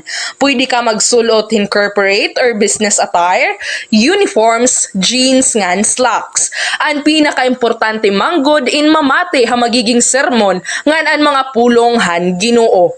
Ini nga pahinumdom inhatag haiyo han Bombo Radio Tacloban. Ang pagiging maaram hemostatus, insyahan nga step para hiton healthy nga kababuason. Ayaw pagsige nga ang stigma perdihon ka. Kaya ni HIV indiri nagdi-define kung hino ka. Pagpatest. Madalila. Libre. Ngan confidential. Pagpatest na. #End the Stigma. Mga dapat hinumdumon kung ikaw magpiprenda ha pawn shop o ha nagpapautang. Makipagtransaksyon ha mga rehistrado nga pawn shop para makasiguro nga diri madadara ang personal nga propiedad nga diri magugulangan ha rate hiton pagpapautang. Importante nga may kasuratan kundi inakabutang ang rate of interest ngan kung saan o dapat bayaran. Magsangkay man o diri mahugot nga ginbabawal ang pag-angkon ha mga gamit nga ginprenda kung diri makabayad ang nangutang. Kinahanglan nga igsubat saan gamit o mag-istorya ang mga partido kung igbabaligyan na laini. Aadi pa ka Bombo, ang pirapahan mga low-cost behaviors naging kakalakipan agud nga makaiba na pagkonsumuhan enerhiya, pagpaparungan mga sugangan electrical appliances kung nalakatao sa nga lugar hapan malayo kung diri iniging gagamit. Gamitahin sakto ang natural light labi na kun haaga nga abrihan ang mga kurtina agud nga makasulod iton lamraga. Perala ini ka Bombo, haaton energy saving tips nga pwede buhaton haaton mga tagsa-tagsa panimalaya.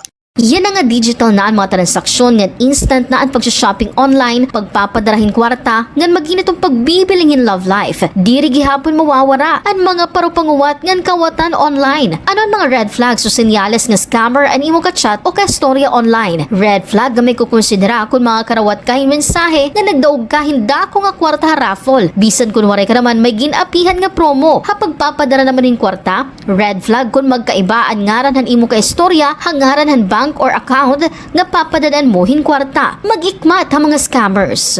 Mga kabombo, ang paggamit in plansa and makusog nga nakonsumin kuryente. Ang plansa manggod inaabot in 1,000 nga 2,000 watts ang kaon hiton kuryente. Agod makatipid kita magplansa hindurungan ha usa ka higayon. Parungan plansa ngan gamita ang nabibilin hini nga paso hapag plansa ha mga gudti nga panapton. Gamitan eksakto nga temperatura subah iton klase iton tela nga ginpaplansa agod diri makarag iton kuryente. Ini nga pahibaro indurot ha iton Bombo Radio Tacloban. Stress sa mga butang-butang, usa ha mga solusyon ang pagkaturog hin maupay. Be consistent, katurogin sakto nga oras kada gabi ngan pagmatahaaga hin parehas nga oras. Cozy up kung posible, katurogin mamingaw ngan masirom pero relaxing ngan komportable nga temperatura. Pag-set hin screen time, limitary ang paggamit hin mga electronic devices, sugariton computers ngan smartphones san o kumaturog. Lighten up, likayi ang pagkaon hin heavy meals ngan kape san o kumaturog.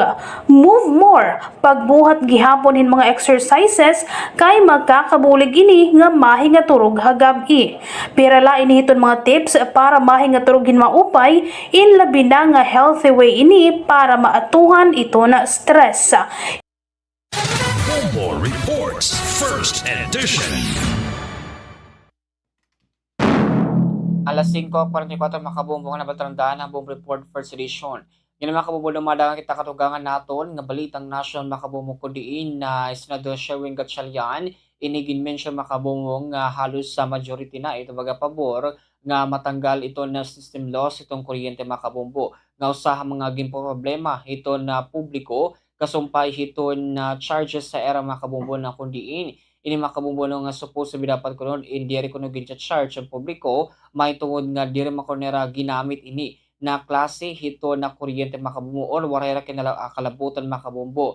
Nagkami na makabombo hearing nga kapuli 12 makabombo regarding hito naging simpuman hearing makabuto na kanan na electricity na kundi makabombo sumalakan senator Sherwin Gatchalian Senate President nga talagang posible nga matanggal ito na system loss makabombo kung matapos nga makabuto na pagdumaraon ng mga mahiring makabombo kasumpay hini.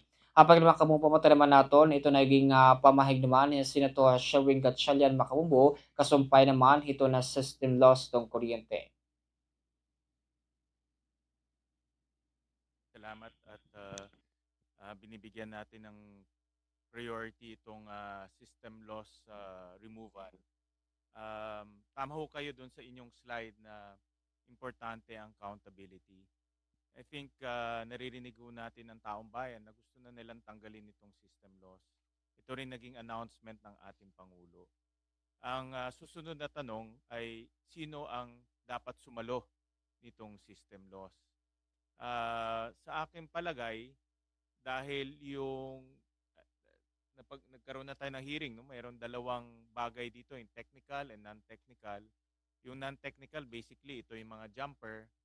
At dapat itong mga jumper na pwede nating sabihin pag nanako ng kuryente, hindi rin natin pwedeng ipasa sa ating mga consumers. Dahil unang-una, hindi naman sila yung gumamit nitong kuryente na ito. Nakaw nga ito. So, hindi naman fair o patas na ipapasa ito sa ating mga consumers. Pangalawa, yung technical, which is mas komplikado ito, Mr. Chairman. Pero sa aking pag-aaral, ang importanteng tanong ay sino ba mayroong kapangyarihan na babaan ang technical losses? Diba, Chairperson Juan? Sino ba ang may power? Sino ba may kapangyarihan na babaan itong technical losses? Ang mayroong kapangyarihan yan ay yung mga distribution utilities. Tama? Dahil sila ang pwedeng bumili ng bagong equipment, sila ang pwedeng mag-upgrade ng kanilang mga substations, ng kanilang mga linya, pwede rin silang gumamit ng mga distributed energy system tulad ng solar para hindi na magkakabit ng mahabang linya.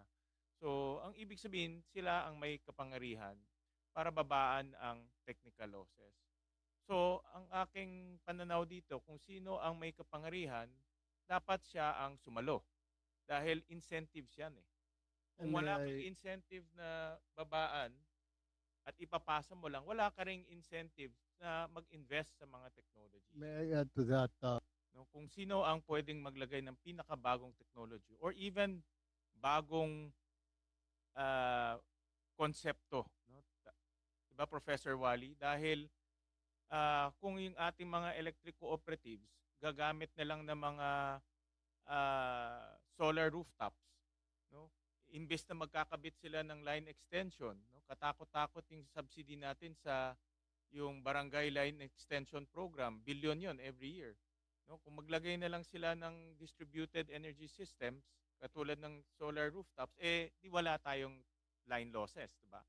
So, ang punto ko lang ho dito is, kung sino ang accountable sa pagbaba ng system loss, dapat siya ang sumalo ng system loss. Alam ko ang system loss ay inherent yan. Hindi matatanggal yan sa pag-transmit ng kuryente. Pero ang dapat nating tanungin ay sino ba ang mayroong kapangyarihan na babaan yan. Kaya ang proposal ko nga sa ERC ay imbis na gawing ang computation kasi nito ay parte ng revenue gawing parte ng cost. No? Dahil ngayon, pag parte siya ng revenue, consumer ang sumasagot, may VAT pa. No? Kung parte yan ng cost, expense na yan ng distribution utility. Yun ang isa. Pangalawa, kausap namin ni Chairman yung BIR Commissioner, si Commissioner Mendoza last week. No? Nagkaroon kami ng consultation with him. At pareho kaming interpretation, Chairman Nino, na pwede nang tanggalin ang VAT sa system loss. Hindi na kailangan ng batas. Ginawa natin to sa lifeline rate. Nung ipinasa namin last year yung ease of paying taxes, merong provision doon na lahat ng pinapass on, hindi naman kailangan i-VAT. At natanggal yan sa lifeline rate. So, ibig sabihin, pwede nang tanggalin ang VAT sa system losses. Ang kailangan lang ay regulation ng ERC. No, yun ang aming consultation sa kanya. Kasi naghahanap kami ng ating chairman kung ano yung pinakamabilis para kahit papano mapababa ang presyo ng kuryente, ginagawa ho namin. At ang BIR, ang Committee on Energy, myself, we agree na pag naglabas ang ERC ng regulation, removing VAT on system losses, ang susunod niyan ay revenue regulation ng BIR, tanggal na ang VAT. At least one problem solved. No? Ang susunod na lang ay itong batas na pinag-uusapan natin. To date, merong 11 laws, 11 proposals ang Senate. 2 na lang ay majority na ng Senado. Hindi na kailangan nga magbotohan sa floor. Kukonsolidate na lang, pasado na. So, ang ibig sabihin, ganyang intense na gustong tanggalin ng Senado ang system laws. No, dahil 11 bills nang na-file para tanggalin ito. Pero alam ko marami pa tayong, the devil is in the details. No? Marami tayong dapat pag-aralan at pag-usapan ng mabuti dahil very technical to at related sa engineering. So I thank the chairman for having another hearing para tuluyan ng matanggal ang system losses sa ating electricity bill. Amo to naging pamayag ni Senador Sherwin Gatchalian makabukasumpay itong system loss mga kabombo nga posible nga matanggal ito no kung nasimpaman na maging maupay itong dalagan itong investigasyon makabombo o hearing hini mga kabombo no kung diin talaga amin ito na ginaartong publiko nga talagang matanggalin mga kabombo.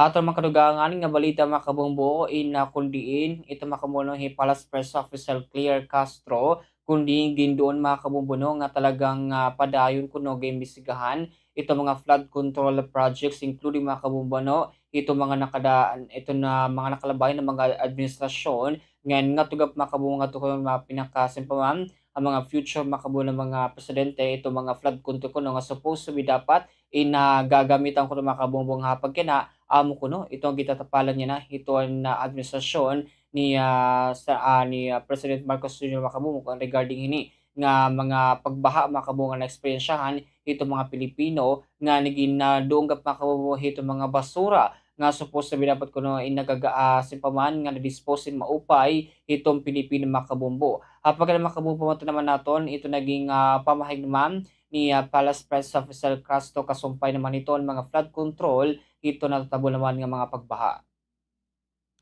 Kaila kung ano po ang resulta na dahil sa baha, hindi ito makakaila.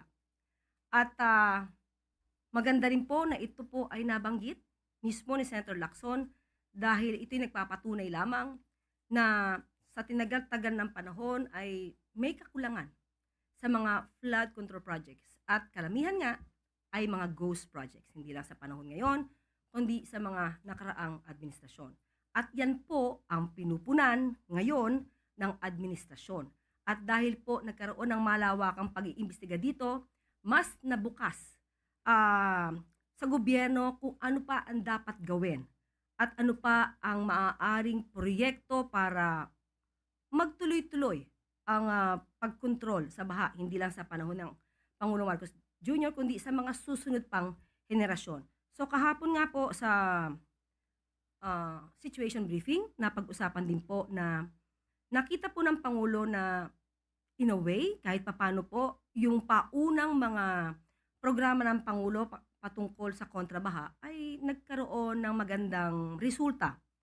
Dahil yung mga ibang binabaha sa Metro Manila, yes, bumabaha dahil sobrang lakas ng ulan at hindi ito mapipigil.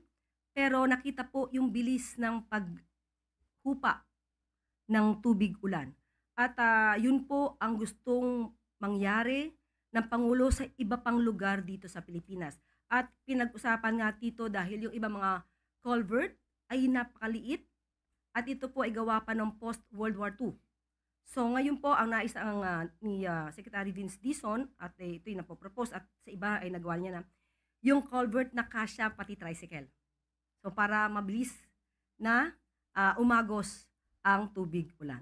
So marami pong proyekto ang Pangulo na nabanggit, nais ang proposal ng Pangulo kahapon. Marami siyang proposal na nabanggit kahapon at maganda naman po ang mga response. Especially ng MMDA dahil naghahanap nga po sila ng catchment para gawing rainwater cisterns at may mga napili na pong mga lugar at mamaya ay hahanapin natin at hinihingi po ako mismo ng listahan itong 30 sites. Natin po mismo ang tugon ng DENR dito dahil nga nakita po natin na karamihan na lumulutang dito sa river ay halos plastic. At kailangan talaga na mas magkaroon ng responsibilidad, magkaroon ng pagpapatupad or pagtugon sa obligasyon, hindi lang ng gobyerno, kung hindi lahat tayo, lalo-lalo siguro ang ating mga kababayan, mga residente, at mga entities or korporasyon. So ang sabi po ng DNR, ito po ang kanilang tugon. Aktibong binabantayan ng DNR ang pagsunod ng mga kumpanya sa EPR law sa pamamagitan ng pag-audit sa kanilang recovery rates upang matiyak ang compliance. Ang ahensya ay nag-issue ng 155 show cause letters sa mga potential obliged enterprises na hindi tumutupad sa kanilang EPR obligations. Ang EPR Act ay nagsisilbing carrot and stick mechanism kung saan obligado ang mga producer na bawiin at i-recycle ang kanilang plastic packaging waste. Pero sa nakita po natin, siguro mas dapat pang ma-monitor ang mga ginagawa ng mga kumpanya. Natutupad at nalalagpasan pa nga ng mga kumpanya ang mga itinakdang target. So kung ang kumpanya ay tumutupad sa kanilang mga alituntunin at kanilang obligasyon, so makiusap tayo sa ating mga kababayan, mga residente, tumulong po tayo. Halimbawa, noong 2024, ang audited recovery rates ay umabot sa 59.98% para sa rigid plastics at 56.33% para sa flexible plastics na mas mataas sa legal target na 40%.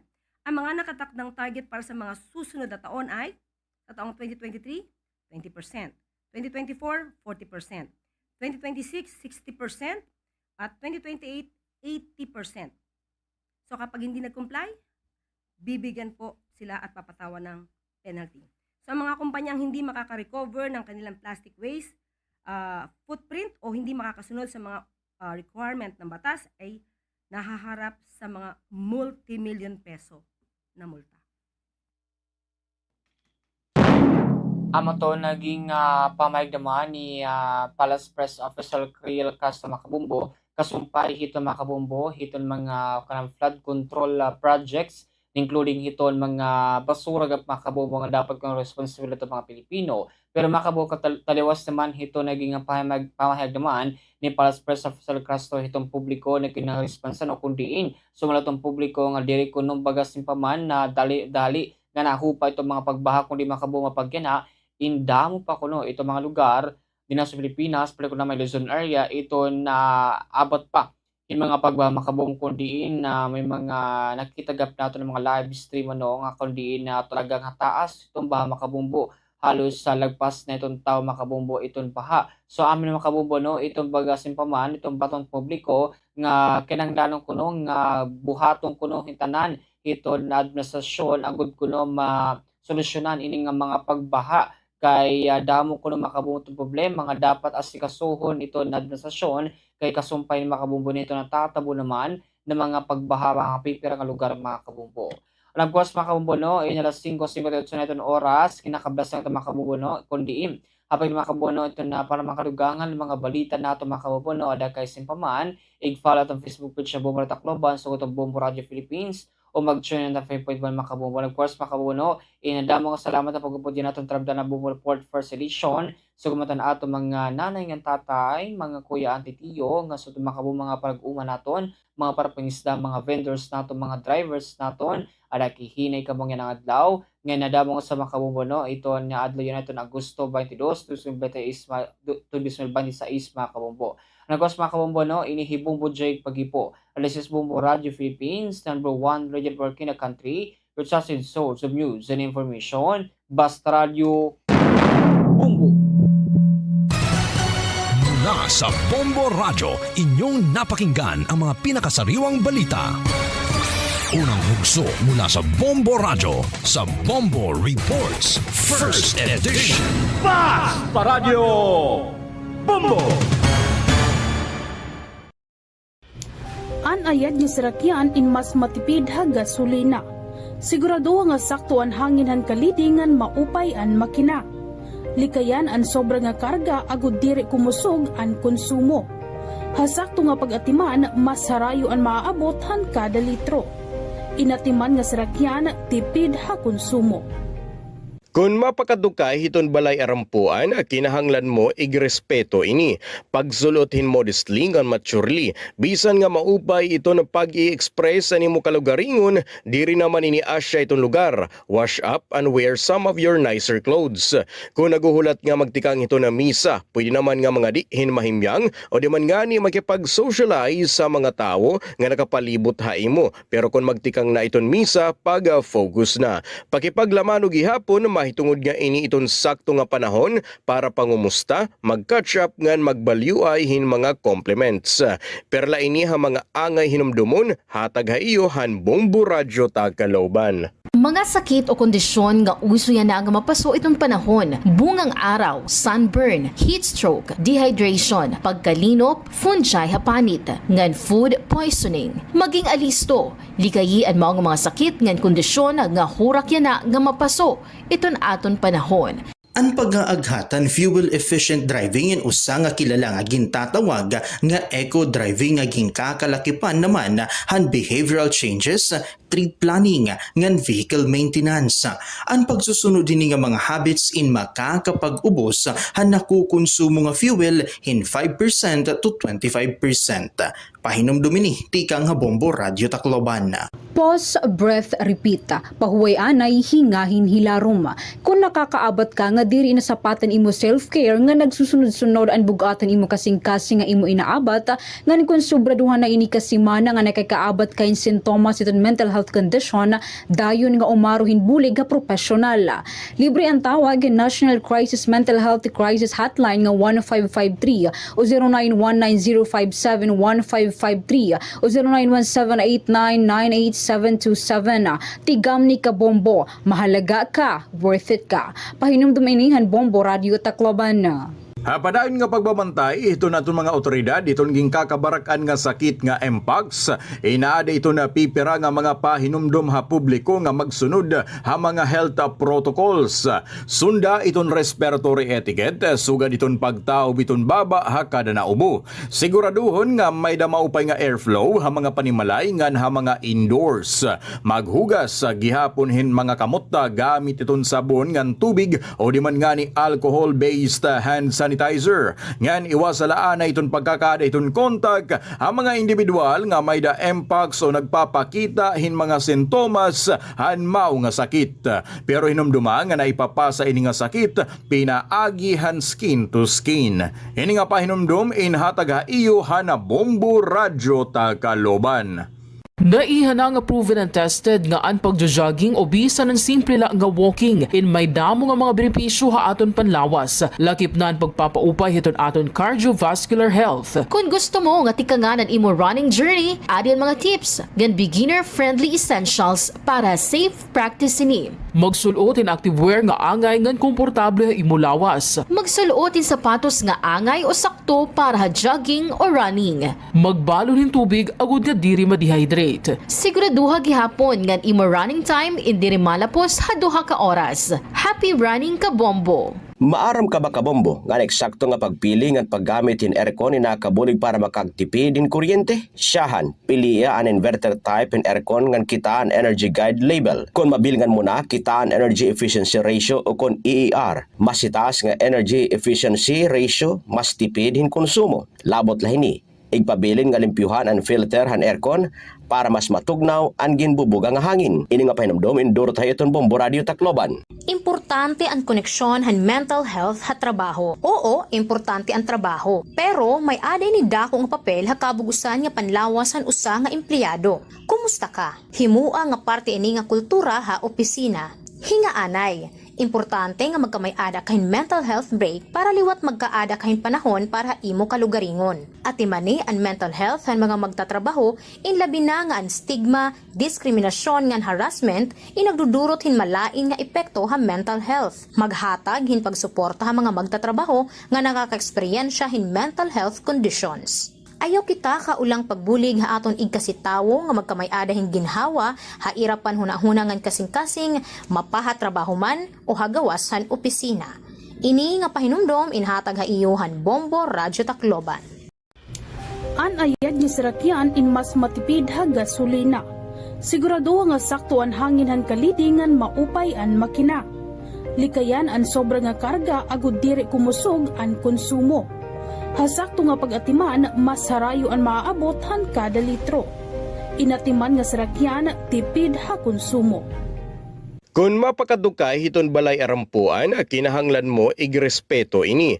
Pagsulothin modestly ngan maturely, bisan nga maupay ito na pag-i-express sa nimo kalugaringon, diri naman ini asya itong lugar. Wash up and wear some of your nicer clothes. Kung naguhulat nga magtikang ito na misa, pwede naman nga mga dihin mahimyang o di man nga ni makipag-socialize sa mga tao nga nakapalibot ha imo. Pero kung magtikang na Celebrating 60 years of media excellence. 60 taon sa paglilingkod. 60 taon sa katotohanan. 60 taon sa pagtindig kasama ang sambayanang Pilipino. Ito ang Bombo Radio Philippines. Bombo Radio Philippines. Your trusted source of news and information. Basta Radio Bombo! Oras nato na Bombo Radyo Tacloban, Philippine Standard Time, 6 minutos na naglabay ito na 6 hiton na aga. Mopay nga aga sinirangan Visayas nga sugan man itong syudad itong Tacloban, kundi madanga tayo panimalay ito ng Bombo News and Views Morning Edition, Sabado kita nga adlaw, Agosto 22, tuig 2026. Nga kami ani yung mga pagpasamwak Ini Bombo Veronica Ucasla. nga naman hi Bombo Van Amoma ngayon na para iton ato naman mga laray uluhan. Top story of the day, NKTI nakapaghipatik hinlima nga pasyente nga namatay mahitungod iton leptospirosis. Nga na ato naman mga balita lokal at tumeko gindi diri iton pagparada iton mga Sarakyan haatubangan iton bulwagan ng katarungan. Nga tulong nga Sarakyan na disgrasya Santa Fe Leyte. Nga niton libreng edukasyon para iton mga PDLs ginti ka nga niton Abuyog Community College. Nga naman kabumbo para lewat ito naton balita nasyonal, pera ha 25 nga ex-security aides ni Zaldico ginagahat ni Baligod nga umupod ha 18 bodyguards sumala kan Romualdez. Nga na ato naman international news, North Korea mas ginpakusuga iton military support ha Russia. Balita espesyal, magturdo ha United States gintagan hin Guinness World Record, mahuman magtutdohin sa 61 katuig hausang eskwelahan. Business news, price hike iton petrolyo lauman na urhi naman nga simana hiton Agosto. Nga sports news, AJ Obiana naghuman hapan unom nga pwesto ha Wanda Diamond League. Entertainment news, Lea Salonga magkakakarawat ito na Hollywood Walk of Fame star. Yan na naman nga Setyembre 4. Nga naman kabumbo, mabalik pa ito natong taramdaan, mahuman itong mga pipera nga mga pahinumdum. Standby. Basta Radio Bombo! Kampante ako. Kampante ako. Basta gardenia, masustansya. Masigla, malakas ang pamilya. Masigla kas ako. Basta gardenia. Masigla kas ako.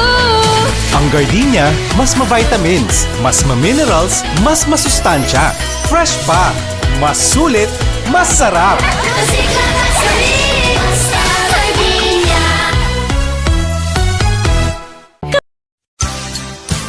Swerte sa palengke ng Bombo Radio at Star FM Drop Boxes ay matatagpuan sa mga sumusunod na lugar. Nikyo Mart, Maras-Baras, Tacloban, Palo Groceret, Palo, Leyte. Renonet Variety Store, Palo, Leyte. Eileen Paderno Store, Baras, Palo, Leyte. Grocery Go Consumer Goods Store, Palo, Leyte. Anayad niya sirakyan in mas matipid ha gasolina. Sigurado nga sakto ang hanginhan kalidingan maupayan makina.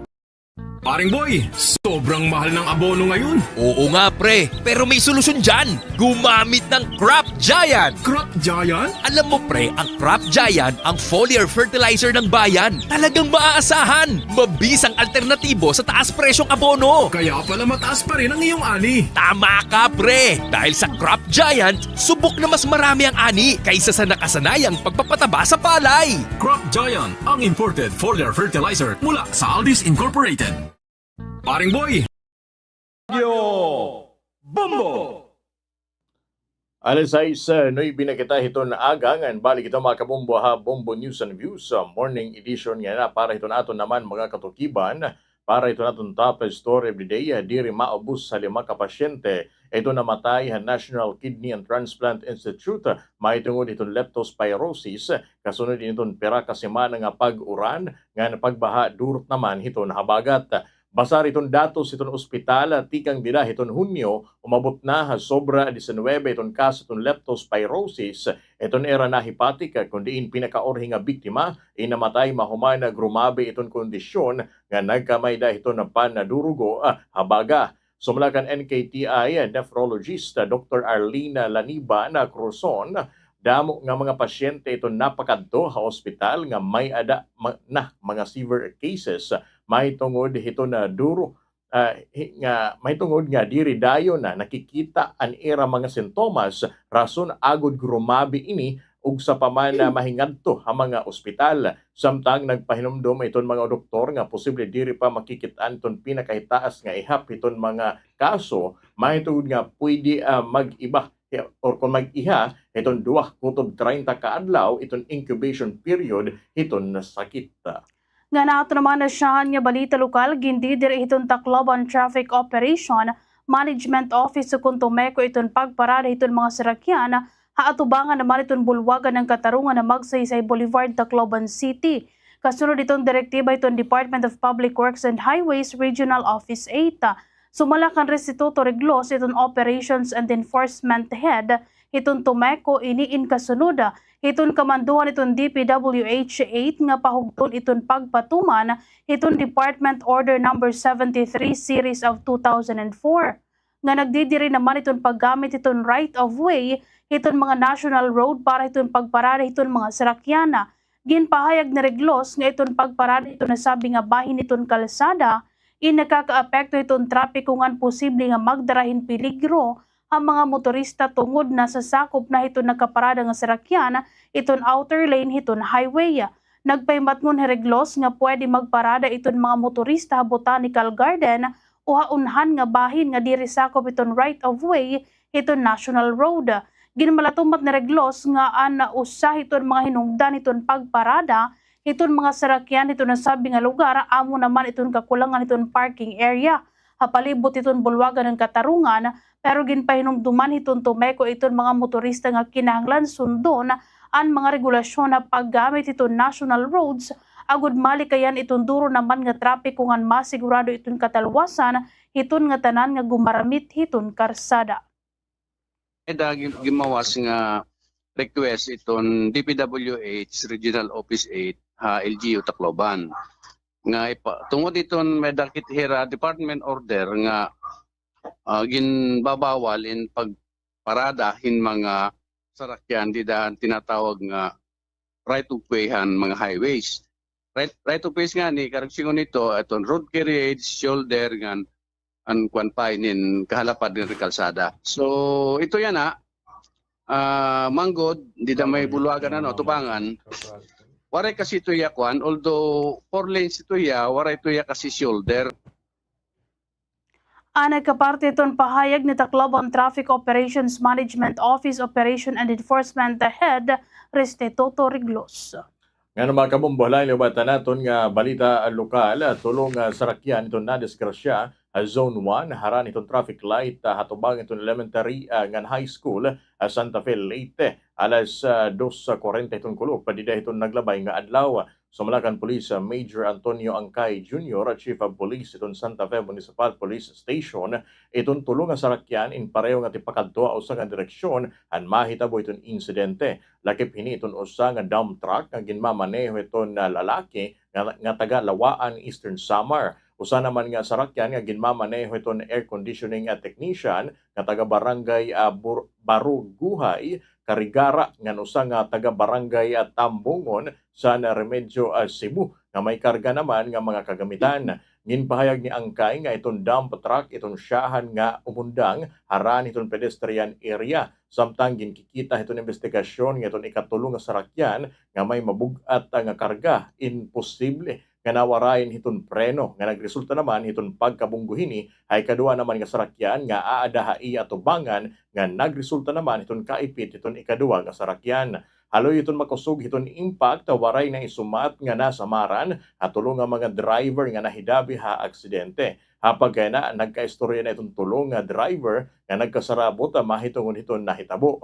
Samtang nanawagan naman hiangkay nga mga motorista nga maging alerto nga maghinay apagpadalagan labi na ha mga lugar nga harani ha mga eskwelahan nga ginpahinumduman liwat itong mga driver nga maging mas mabinantayon apag-agi ha mga pedestrian lane agud malikayan itong mga aksidente nga masigurado itong katalawasan itong mga estudyante nga di ba pa nga nagamit itong karsada.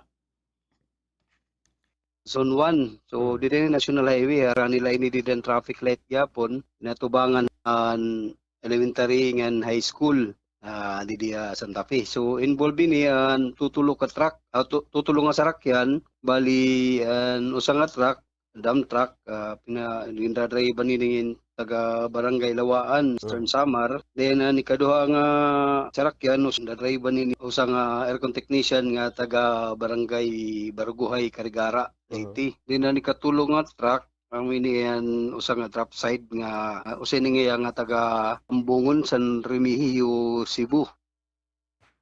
Naging kaparte ang pamahayag ni Santa Fe Municipal Police Station Chief of Police, Police Major Antonio Angkay Jr.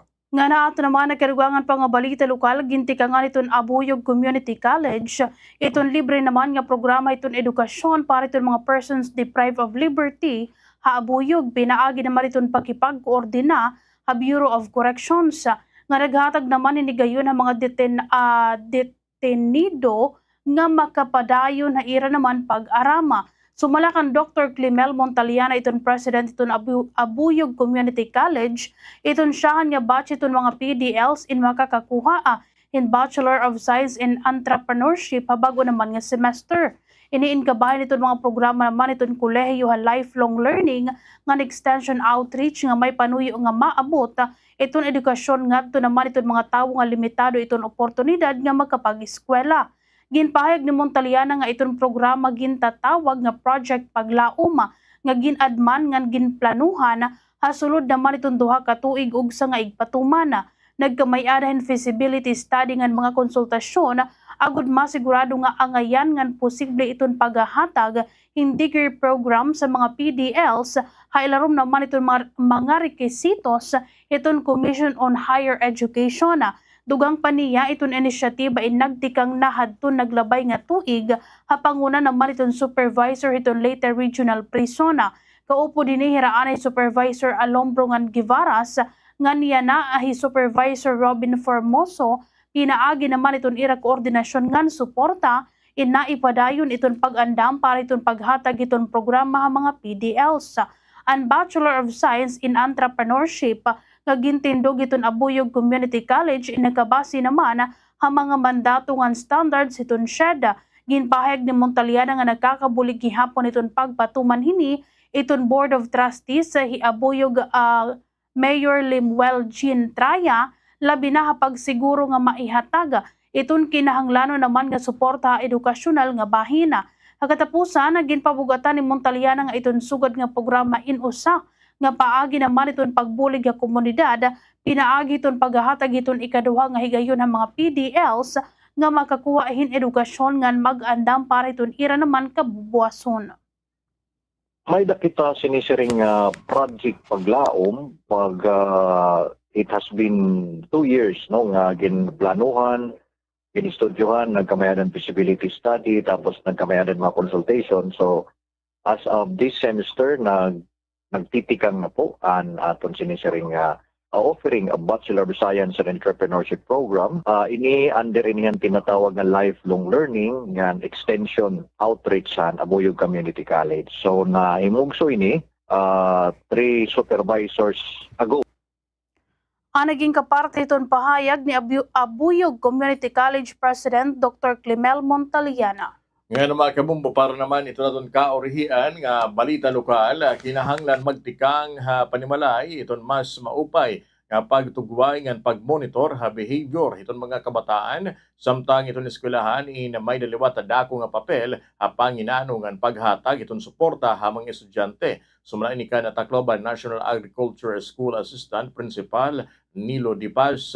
Inito niya pahayag kasumpay iton nahitabo nga school shooting incident sa Zamboanga. Kundiin iya ginpabugatan nga iton siyahan nga lugar nga dapat magtutdo ha kabataan in amo iton pamilya. Para kan Dipas, itong mga pamatasan nga nakikita ha eskwelahan, imposible maghatag iton ideya kung amo liwat iton kahimtang o kung behavior iton usa nga bata hayra naman panimalay. Ginpahayag ni Dipas nga bisan may dako nga responsibilidad itong mga kaganak pagtugway iton era mga anak diri liwat ginaabsuelto in eskwelahan nga mga magturukdo hayra mga obligasyon labi na iton mga advisor. Kinahanglan maging alerto ha panginano ha mga estudyante labi na kung na may da nakikita nga pagbag-o hayra naman pamatasan o kung pirmihira nagiging problema naman ha klase. Sumlaha iya kung may estudyante nga pirmi nagkakaadi itong problema o kung nagpapakita hindi ri ordinaryo nga behavior, kinahanglan ini obserbaran, tawagon nga kaistoryahon iton magturukdo. Klaro liwatan niya nga magkaduridlain iton paagi iton mga magturukdo ha pagdumara iton klase. Saglit importante nga mahibaruhira kung panunan maatubang ha magkaduridlain naman nga mga pamatasan nga kinahanglan iton mga kabataan. May tungod liwat iton seguridad ginpahayag ni Dipas nga kasagaran nagiging mahugot la iton security measures iton mga eskwelahan kung may ada mga nahitatabo nga mga insidente.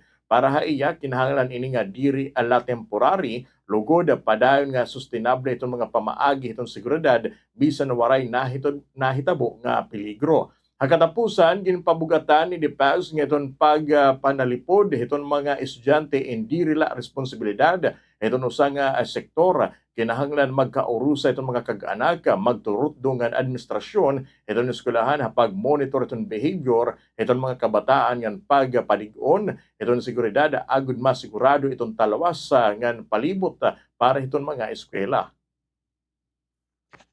Basically, nga kinahanglan mag-regulate it kabataan, diret eskwelahan.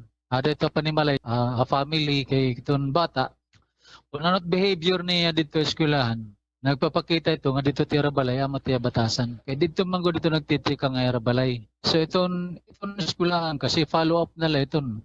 Iba nasiring kita second parent itong teachers. So kung ano itong action it bata itong dito eskwelahan, ginuhubad nila ito. Kung ano ti behavior Abalay. Naging kaparte ng pahayag ni Tacloban National Agriculture School Assistant Principal Nilo Dipas. Nga naat naman na siyahan niya Balita National, ginpahayag ni Anis House Speaker Martin Romualdez, haya naman supplemental counter affidavit nga pera iton 25 nga anay security aids ni Ako Bicol Party List Representative Elizalde Co in ginaghat ni Attorney Levito Baligod nga umupo diton 18 bodyguards.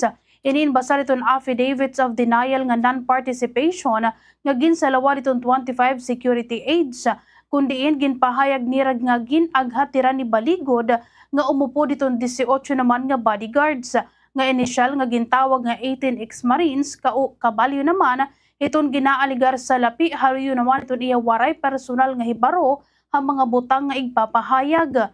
Hibaligod into mindog kumo naman abogado iton 18 bodyguards nga naging 14 nala mahuman nga magrecant o kung bawion iton iran na una nga mga salaysaya. Nakasurat gihapon ng mga affidavits nga wara ginbuhat nga deliveries iton nga tanan nga 25 nga security aids sa kabug-usan iton ira naman employment kutob 2025 ngan 2026 baliktad naman ini iton mga alegasyon iton 18 security aids kontra kan Romualdez. Nga mga kabumbo, halang liwatan naton nga balita nasyonal ginsitangan ginpasara iton Bureau of Internal Revenue itong mga 25 nga dispensing pump sa 65 nga gasolinahan haluzon mahuman na lumaprak itong ginbuhat nga fuel marking testing asyahan nga tulo ka adlaw itong era dako nga operasyon. Sumlakad na BIR Commissioner at Charlito Martin Mendoza panoy hining kapitan nga matudlok itong mga pagtagas itong koleksyon itong buwis nga maproteheran itong mga tangkod nga negosyo kontra hadiri patas nga kompetisyon ang sektor itong petrolyo. Nagtikang ito nasabing operasyon di itong Agosto 17 itong 2026 pagkikipagkoordina ito na Bureau of Customs nga itong otorisado nga service provider nga nagbuhat itong pagpanginano ha mga sample nga gasolina, crudo nga gas, ginpailarom itong inventaryo nga naselyo itong mga apektado nga produkto samtang naguhulat itong pinal nga resulta itong confirmatory testing basar itong nagpapabili naman nga balaod. Nga nagatapos sa naton nga balita nasyonal gindeklaraan state of calamity ha 88 nga lugar sa Pilipinas may tungod naman na iton epekto iton habagata ngan mga naglabay naman nga Bagyo Luis ngan may nga umiguhan nasod sumala iton Office of the Civil Defense. Hagin pagawas nga update iton opisina kakulob Agosto 21 ginpailaro ma state of calamity iton magkadordilay naman nga lugar ha Luzon. Hailarom iton state of calamity mapapadagmit iton pagpagawas iton gobyerno iton emergency fund kapares naman iton quick response fund ngan makokontrol iton presyo iton mga batakan nga papliton agud malikayan iton paningabot mapugngan iton hoarding ngan mapadagmit iton relief rescue ngan rehabilitation ang mga naguba naman nga mga kalamidad. Kanit gihapon ini mahugot nga ginpapatuman iton Department of Trade and Industry iton price freeze uwaray pagkiwa iton mga presyo naman iton panguna nga paplito ng mga lugar nga aada naman ha ilarom iton state of calamity basar iton Republic Act number 7581 ukon Price Act. Nga mga kabumbo, kadilawat kita ito nato naman mga balita langyaw ginbuyagya iton Ukraine ginpakusog iton North Korea iton era military sport ha Russia. Sumala ha Ukrainian Defense Intelligence nga kaupod ha military support itong mga drone units. Ano sabi nga mitad inagin kakabaraka itong North Atlantic Treaty Organization kundi inagin lalauman nira itong grabe nga pag-atake itong Russia ha Ukraine. Malumduman na nga nauna nang ginmalutumat ni Ukrainian President Volodymyr Zelensky nga mayda mga sundalo itong North Korea itong umapi ha Russia agud umato kontra naman ha Ukraine. Nga nagatapusan naton nga balita international patay iton 8 ka tawo mahuman nga lumaprak iton charter plane ha Western Alaska. Sumala iton Federal Aviation Administration nga tikang ha Anchorage, Alaska nga napakadto naman ha Cape Newenham ang Cessna 441 nga eroplano han lumaprak ini. Ang nasabing eroplano inusa naman nga civilian contracted flight kundiin iton mga biktima inging kakadabihan iton duha naman nga piloto ngan unom nga pasaheros. Pera ka minutos na laog sa nga maglanding iton eroplano nga airport hausa naman nga Air Force airstrip hantigda na laini nga lumaprak. Padayon naman nga giniimbestigaran iton mga otoridad iton rason iton nasabi nga paglaprak iton eroplano. Nga mga kamumbo, oras naton, alas 6:27 na kita iton agang, nga mabalik pa iton aton taramdaan, mahuman itong mga pipera nga mga pahinumdum, standby. Basta Radio! Habot nga ang tensyon na Middle East ginalauman nga mahitaas ang presyohan lana ngan kuryente. Sanglit, tikangan hapanimalay, paro nga ang suga nga appliances kung diri ginagamit. Gumamit in energy efficient nga bumbilya ngan ibani ang paggamit han aircon. Tigam ni, ang simple nga pagtitipid yan na, inda ko nga bulig ha masunod nga adlaw. Tipid ha kuryente, bulig ha kabubwason. Aadi naman kabombo, ang pera nga pwede naton buhaton na aton mga kusina ngan paglalaba agud nga makaiba na pagkonsumo han enerhiya. Hakada pagluluto siguraduha nga maupay ang pagkakatakluban mga lutuan para makaiba na cooking time. Paghahatag hinhalawig nga oras ang mga frozen food nga mag-defrost san ulutuon ngan paggamit ang mga microwaves kumpara naman ha mga Basta Radio Bombo! Alas 6:28 na kita ito na aga nga balik kita mga kabombo ito na itong taramdan nga Bombo News and Views Morning Edition nga nakadikita ito na ito naman balita espesyal. Usang 84 anyos nga retirado nga magturutdo nga librarian at Tennessee, United States of America, itong gitagan itong Guinness World Records, mahumanan niya nga ighatag itong sobra unom kadikada itong iya kinabuhi apag serbisyo. Usang naman nga institusyon Higlenda Akin inagtrabaho ha Westmoreland High School. Sa kubito na 61 katuig nga naghatag haiya ito na titulo nga longest serving female teacher at a single school kundi nagatikang ito niya karera dida ito na 1963. Sumalakan Akin mahitungod nga waray na hiya pamilya nga buhi pa itong komunidad itong eskwelahan itong iya ginhimo nga tinuod nga pamilya sanglit diri mabugat para haiya nga magmata adlaw-adlaw para sumulod ha trabaho. Sumalapahini, umabot iya ha punto nga usaha iya naging estudyante naging magturutdo. Parehas naman nga eskwelahan nga naunahan pa hiya nga magretiro. Nga na mga kabumbo, kadilawat kita, ito na ato naman na business news. Lauman mga kabumbo, itong panibago naman nga price hike halana. Hauri naman nga semana itong Agosto.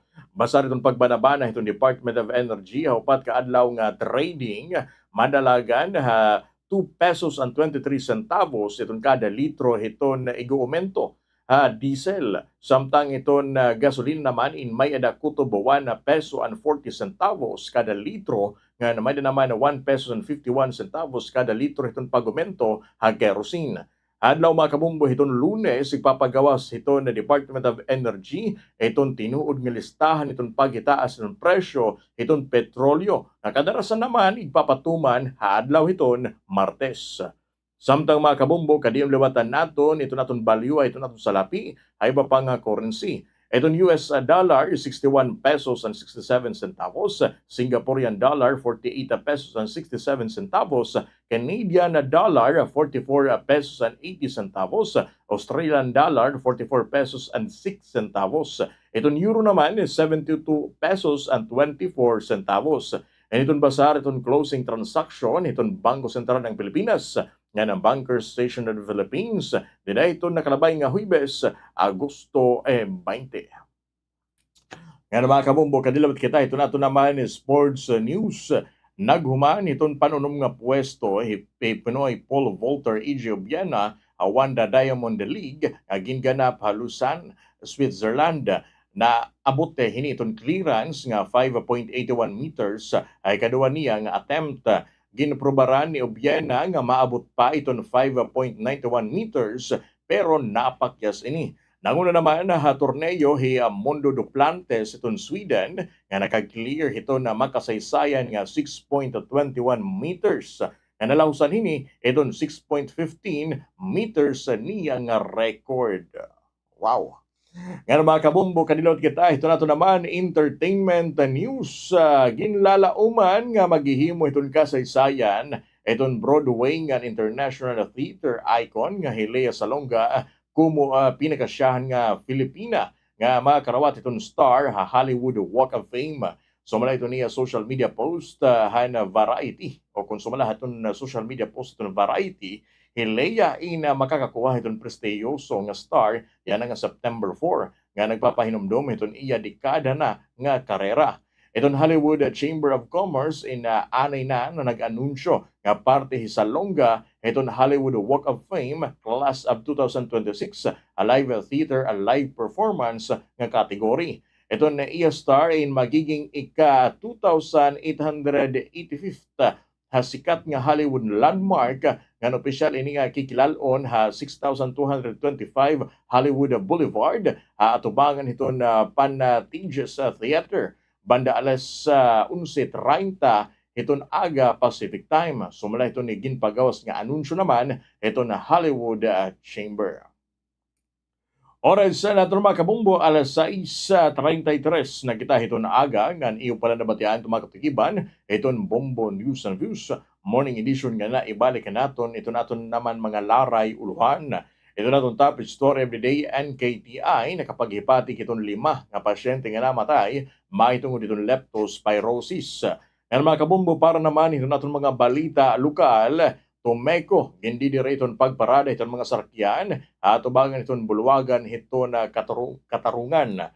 Ngan tulungan sarakyan na diskrasya Santa Fe Leyte samtang libreng edukasyon para iton aton mga PDLs gintikangan iton Abuyog Community College. Ngan balita nasyonal mga kabumbo, piraha 25 nga mga ex-security aid ni Zaldico ginaghat ni baligod nga umupod 18 bodyguards sumala ini kan Romualdez. Ngan international news, North Korea mas ginpakusog iton military support Russia.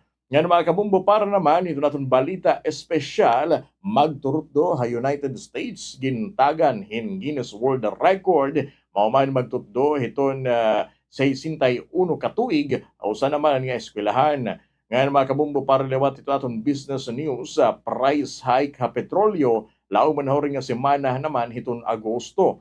Ngayon sports news, AJ Obiana naghuman ha panunom nga pwesto ha Wanda Diamond League. Ngayon entertainment news, Lea Salonga magakarawat ito na Hollywood Walk of Fame star yana nga September 4.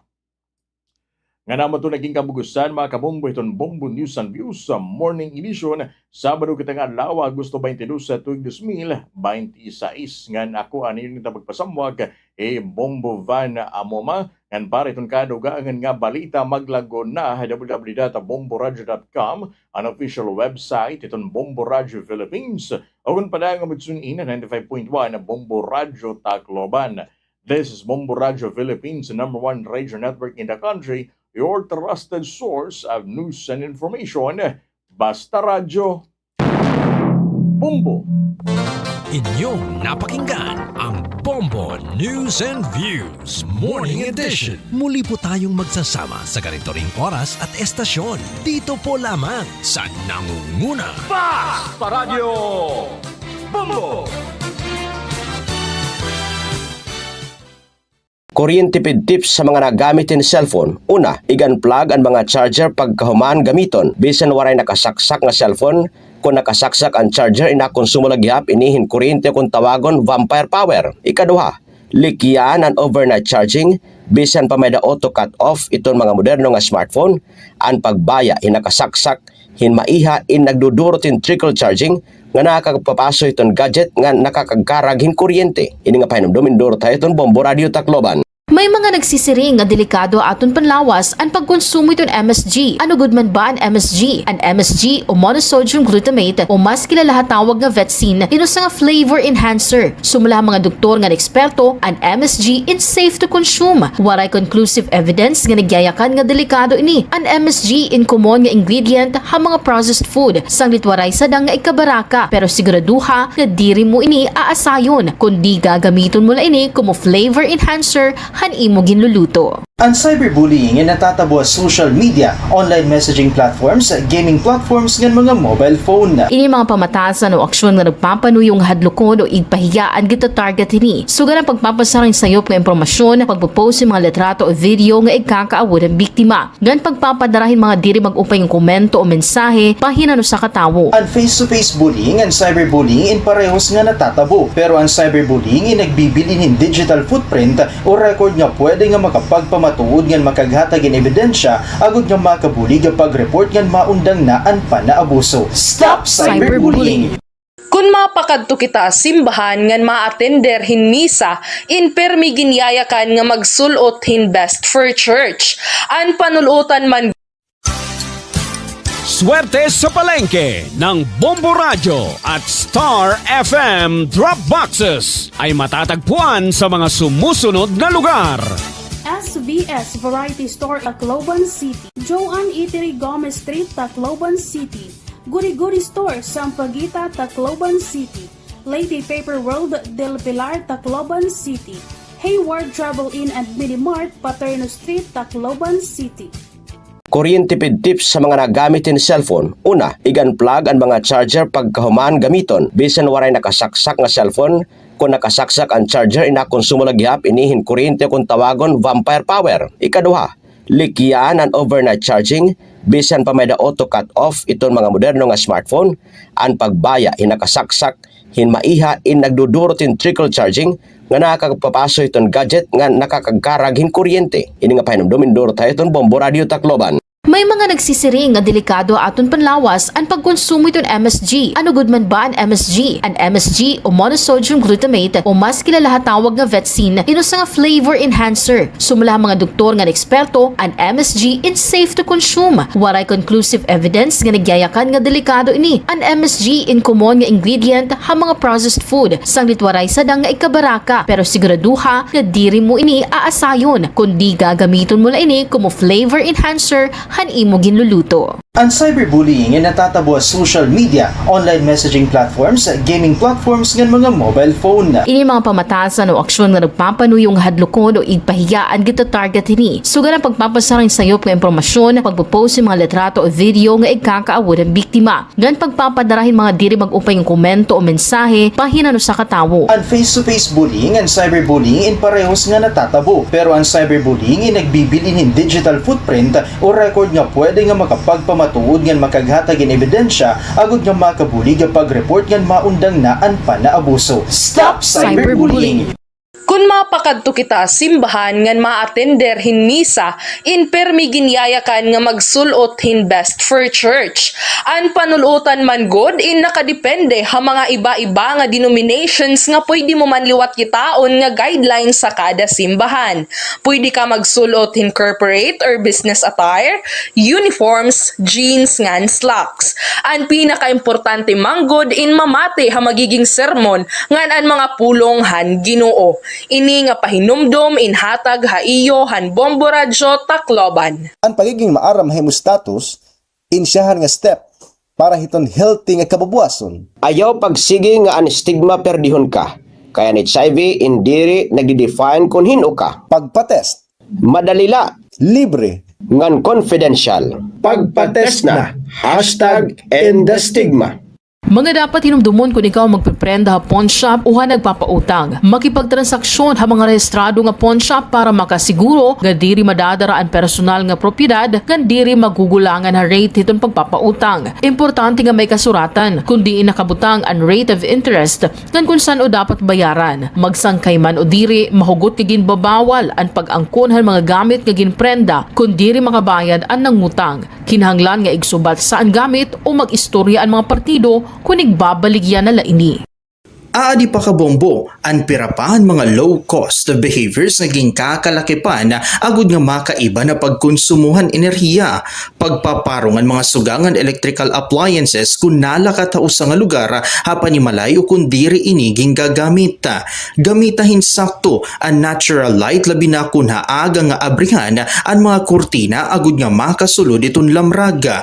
Pero laini kabombo, haaton energy saving tips nga pwede buhaton haaton mga tagsa-tagsa panimalaya. Yan nga digital na ang mga transaksyon ngan instant na ang pag-shopping online, pagpapadarahin kwarta, ngan maging Celebrating 60 years of media excellence. 60 taon sa paglilingkod. 60 taon sa katotohanan. 60 taon sa pagtindig kasama ang sambayanang Pilipino.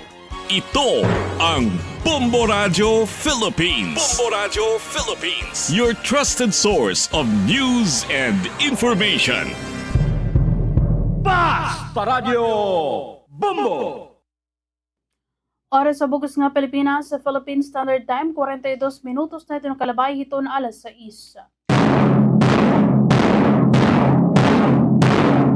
Maupay nga aga sinirangan Visayas, syudad itong Tacloban, Leyte Samar, ngan Biliran. Welcome kamo mga kabombo ng atong taramdan Bombo Reports sa second edition.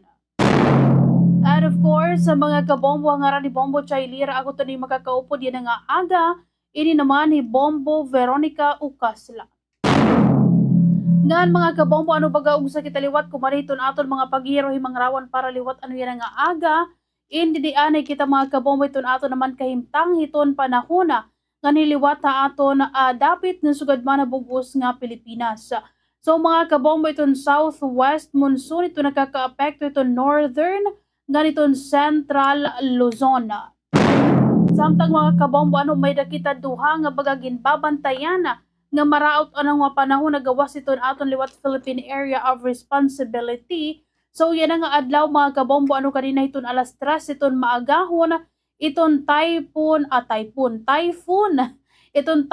Sudel mga kabombo, ano international name pala ini niya, inasipatan ini mga kabombo liwat kahirayoon nga 2,710 kilometers east of northern Luzon. So may ada ini mga kabombo ano galaksi ukon kakusog ito na hangin nga maabot naman up to 130 km per hour haran iton sentro ano nga napagsubas kuliwat mga kabombo nga maabot up to 160 km per hour. So nagius ini mga kabombo ano liwat pa northwestward, galaksi naman nga 25 kilometers per hour. So ito no sa paano mga kabombo liwat nga maraod nga panahon itong tropical depression ada paghihapon ini hagawas itong Philippine Area of Responsibility so may ada ini mga kabombo ano lokasyon so orhi ini nga nasipatan hakahirayoon naman nga 1,195 kilometers east of northeastern Mindanao. So may ada gihapon ini kakusog iton hangin naman mga kabombo nga 45 km per hour near hiton sentro nga napagsubas ko nga maabot liwat up to 55 kilometers per hour. So nagius liwat ini mga kabombo pa westward kalaksi naman nga 10 kilometers per hour. So iton Ilocos region mga kabombo kaupod iton Cordillera Administrative Region, Batanes, Cagayan, Zambales, Bataan nga nitong Tarlac. Nakaka-eksperyensya mga kabombo ano yan ang adlawin madampog nga mga kalangitan ngan mga sarang-sarang nga pag-uran pagkidlat ngan pagdalugdog durot mga kabombo itong southwest monsoon. While itong Metro Manila, Calabarzon nga nitong the rest of Cagayan Valley ngan sugad man itong the rest of Central Luzon makaka-eksperyensya mga kabombo yan ang adlawin madampog ukon madampugay nga madampog nga mga kalangitan ngan mga sarang-sarang nga pag-uran pagkidlat ngan pagdalugdog durot lagi hapon iton southwest monsoon. Samtang iton the rest of the country mga kabombo ito nasasalin nga parte iton aton nasod in among gihapon madampugay nga madampog nga mga kalangitan ngan sarang-sarang nga mga pag-uran pagkidlat ngan pagdalugdog ngan durot ini mga kabombo hiton gintatawag liwat nga localized thunderstorm kundi posible ini mga kabombo sa ring pabaga magdurutin mga pagbaha ngan pagparag itong tuna kay kun baga kumurukusog mga kabombo iton epekto hini or iton mga magin pag-uran nga aton liwat maaabat. So far mga kabombo nga diha aton Eastern Visayas particularly nga diha aton Tacloban City in baga medyo siring panagmamadaro madampugay iton ato na panahon pero diriman ko nung nadadayon pag-uran Bombo Vero pero sige la iton kay baga at least siring pa maggaro kamay ada man lakitahin shade in shade may da kita masisirugan magmahudlom pero anyways bagat amo lagi hapon kay siring pa mabaso lagi hapon iton hangin nga ginbubuga so wala kita choice so amo iton para maatuhan iton mga kabombo and of course ay lagi hapon kita kangalimot pagsulot or pagdara hiton aton mga umbrellas, jackets, raincoats, or anything nga pwede aton makag-protect tikang hiton adlaw sira kiton adlaw sugad man gihapon mga kabombo ano o kiton uuran. And of course iton aton mga water ayaw naton kangalimti pag-inom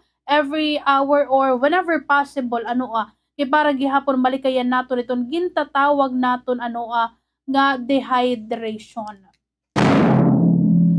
So anyways, mga kabombo, 48 minutos na ito kalabay ito na sa is nga of course tika nga naton mga kabombo ano ito na aton liwat mga himangrawon niya nga aga kundiin tika nga tani di mga kabombo ano iton panawagan ni Senator Loren Legarda kasumpay naman mga kabombo iton kadagmitan nga aksyon iton kongreso pa agud mabaton mga kabombo ano iton naguhuruot nga mga estudyante hauusa nga classrooms hiton mga public schools. So sumala mga kabombo ano iton senadora dirila iton kalidad iton edukasyon iton naaapektaran kundi mga kabombo pati gihapon iton kabutang iton mga magturot doa. So bisan man daw mga kabombo ano kun baga umubos iton national student to classroom ratio ginmalatumat ni Legarda nga diri hini na ipapakita iton tinuod naman nga kabutang hiton pera nga lugar nga nakaka-experience lagi hapon hinduro naman nga overcrowding. Ini kasi ano mga kabombo nga overcrowding ining nga sugad nga klase ng problema nga public schools is aminon taman or dire is very common hiya mga kabombo ano kay kung nanumdum nga ni ako if my memory is right ano since well, I tanalig disclose. Anyways, ano mga kabombo, during an akon time, han senior high school, in an amon klase, supposedly, dapat 35 or 40 la kami ano ka student, tao sa ka section. But then, because iton kakulangan mga kabombo, iton mga classrooms, nahimo kami nga 50 or 60 ba kami adto kabuok, hausa nga klase. So, labot la ito naguhuruot, iton teacher mga kabombo indiri niya baga nakukontrol iton environment hasulod iton classroom. That's why iton teacher gihapon diri nakakagtutduhin maupay kay iton teacher diri niya bagahin na babalance iton nga tanan diri man kasi pwede nga hausa ka subject or hausa ka oras or 1 hour and 30 minutes nga pag-lesson iton teacher na-accommodate niya diri man ito nahihimo diri nahihimo nga na-accommodate niya iton nga tanan nga mga students. There are times mga kabombo nga iton mga teachers kulang talaga hiton time hapagtutdo especially kay kunit ira ginhahandle nga mga students in double hiton ira supposedly number la nga ginhahandle. So kung sugad nga na iton diri la iton way of teaching iton naaapektuhan but of course the way hiton paghibaro iton mga students iton quality hiton hibaro nga nakukuha hiton usa nga estudyante kay kung sugad nga na iton naguhuruot kamo usa nga classroom tapos diri ka mo na-accommodate nga tanan iton iyo teachers nga na side pa hiton kay kun mapasok gihapon iton iyo classroom iton sulod iton iyo klase mapasok gihapon kulang hin chairs kulang hin electric fans or kulang hin mga kagamitan is very affected mga kabombo iton bugos nga sulod iton klase. So ito nagiging result is diri na hibabaro hintuhay iton student no matter gaano kakarit mga kabombo magtutdo iton usa nga teacher kay kun iton mga student is diri bagat comfortable iton nga pag-aram or diri comfortable iton ira kabutang is diri lagi hapon iton hira mahibabaro unless magkamay-ada iton solusyon which is dugangan iton mga classrooms nga ginagamit mga kabombo hiton aton mga students and at the same time mag-hire gihapon nagkadugangan nga mga teachers mga lecturers or kung ano pa man tun dida nga mga kinahanglan igpan-hire para mabaton mga kabombo iton nga solusyon kay ini nga sugad mga kabombo nga klase itong problema is siring pa diri na ini bag-o nga diri ini yan diri la ini yan na record tikang pa ini actuallyhan una kay actually baga niya na medyo we can say nga bagahin medyo decrease na ini na nga klase hinin problema kay before nga ni mahan elementary pa ako an amon classroom duha kami ka klase or duha kami a grade level nga gintutot doan han amon teacher oo salan amon teacher pero mag-iba kami nga grade level so ang left grade 1 ang left grade 2 so it's because nga kulang hiton classroom so one of the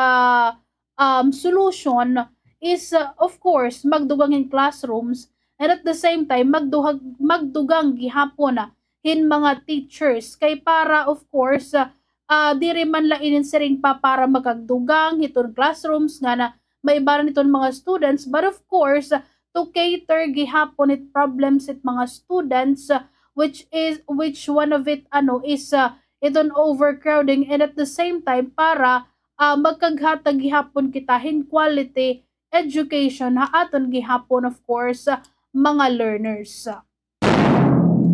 So basa naman ko na mga kabombo itong 2025 study itong Philippine Institute for Development Studies o kon PIDS nga itong secondary o Second Congressional Commission on Education umubos in 39 at 32 nga estudyante kada classrooms mga kabombo itong average ratio of public elementary schools adto na 2021.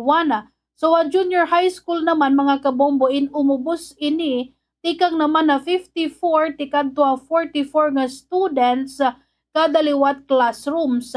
Pero mga kabombo para iton perang eskwelahan na National Capital Region, Calabarzon, Soc-Sargen ngan habarm naabot lagi hapon mga kabombo sobra 60 students iton aadaha sa liwat nga classroom.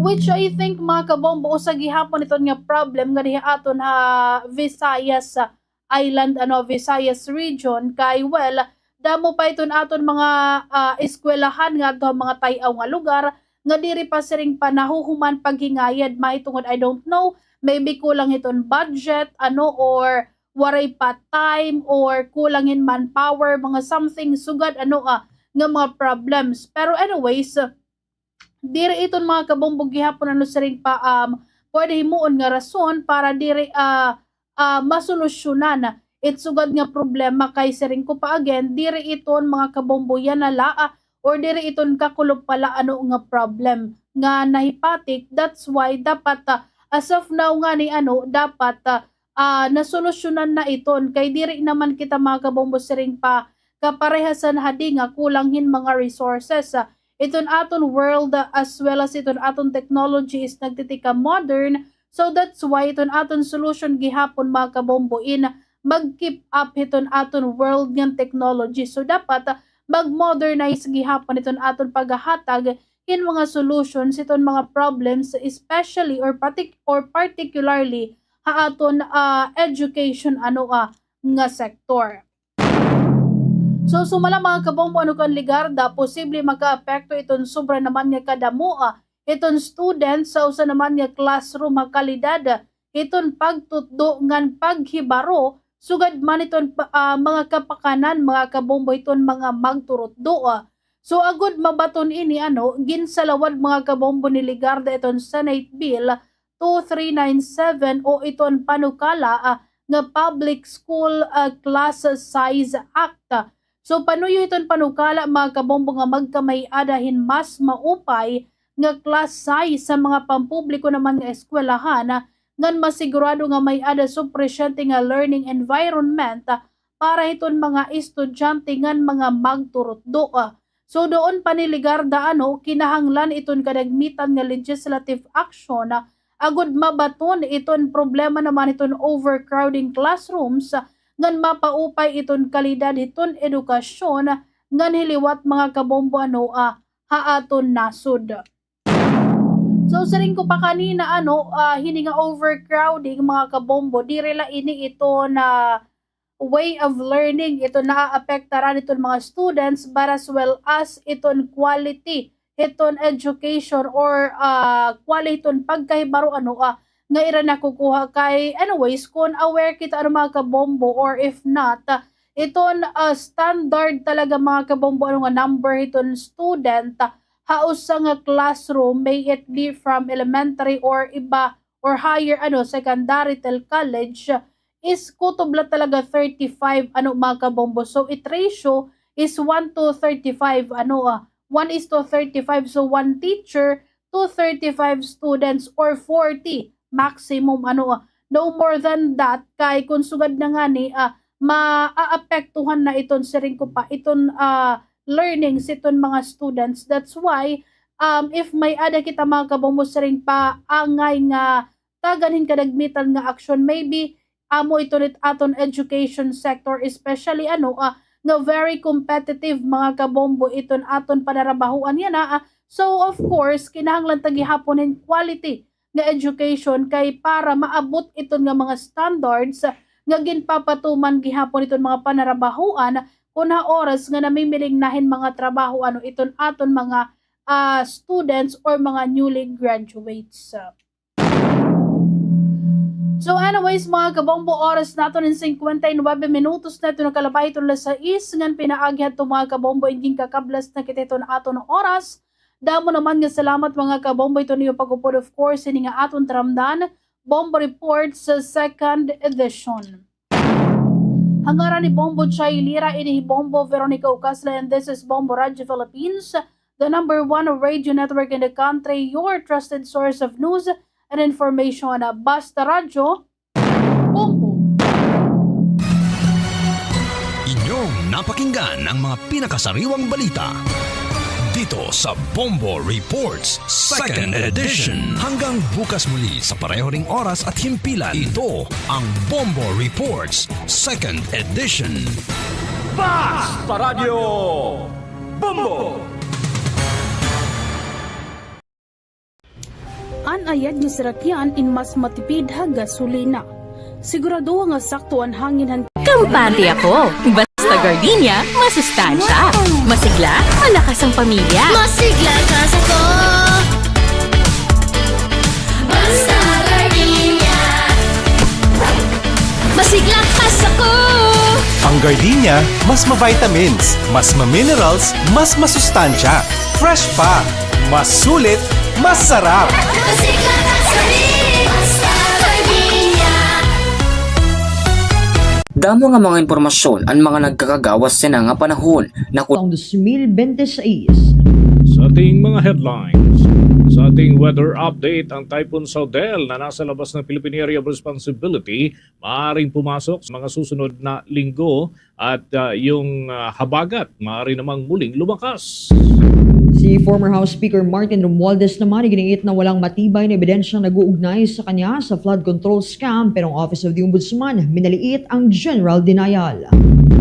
Ang panig ng prosekusyon na sinabing ang pahayag ni Vice President Sara Duterte ay maaring lumabag sa sub-judice rule.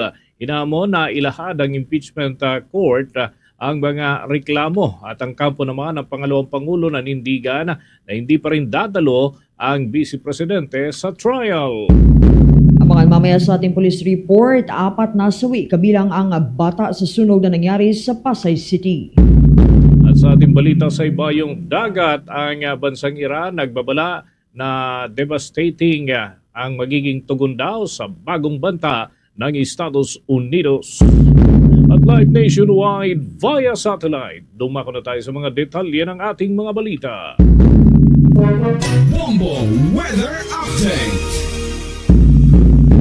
Posibleng pumasok sa araw ng Lunes o kaya naman ay Miyerkules ang binabantayang Typhoon Saudel na nasa labas ng Philippine Area of Responsibility ayon sa data ng State Weather Bureau. Muling namataan ang naturang sama ng panahon sa layong 2,725 kilometro sa silangan ng southeastern Luzon at kumikilos ng pahilagang kanluran sa bilisyan na 25 kilometro kada oras. Pinapakita natin sa ating satellite image mga kabombo ang tatlong sama ng panahon na nasa paligid ng Pilipinas at yan ay patuloy na aantabayanan sa mga darating na araw sapagkat ang paparating na bagyo ay may taglay na maximum sustained wind na 130 kilometers per hour at meron namang pagbugsong 160 kilometers per hour at posible pan lumakas. Kapag ka nakapasok na ito sa Philippine territory, tatawagin yan bilang bagyong Obet.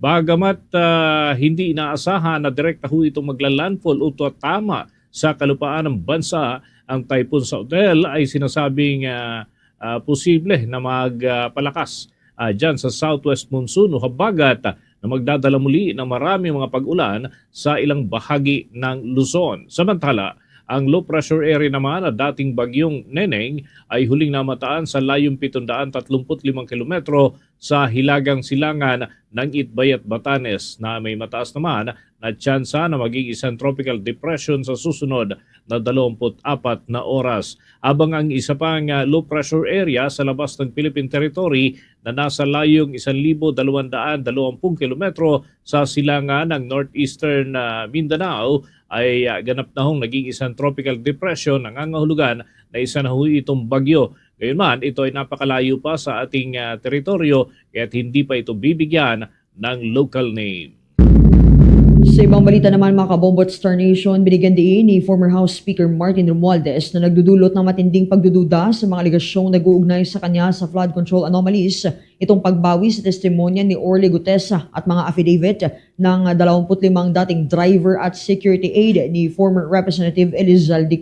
Inihayag ito ni Romualdez sa kanyang 25 pages na supplemental counter affidavit na isinumite sa Office of the Ombudsman noong araw ng Huwebes.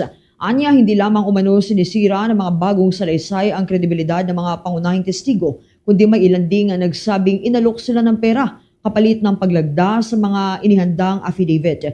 Iginiit ni Romualdez na wala pa ring direktang ebidensyang nag-uugnay sa kanya sa mga umano'y kickbacks, mga contractors o walang contractors sa opisyal ng Department of Public Works and Highways na nagsabing nagbayad o humingi siya ng komisyon at wala rin umano financial record na nag-uugnay sa kanya sa illegal na pera. Dahil dito hiniling niyang huwag nang ituloy ng ombudsman ang mga reklamo laban sa kanya.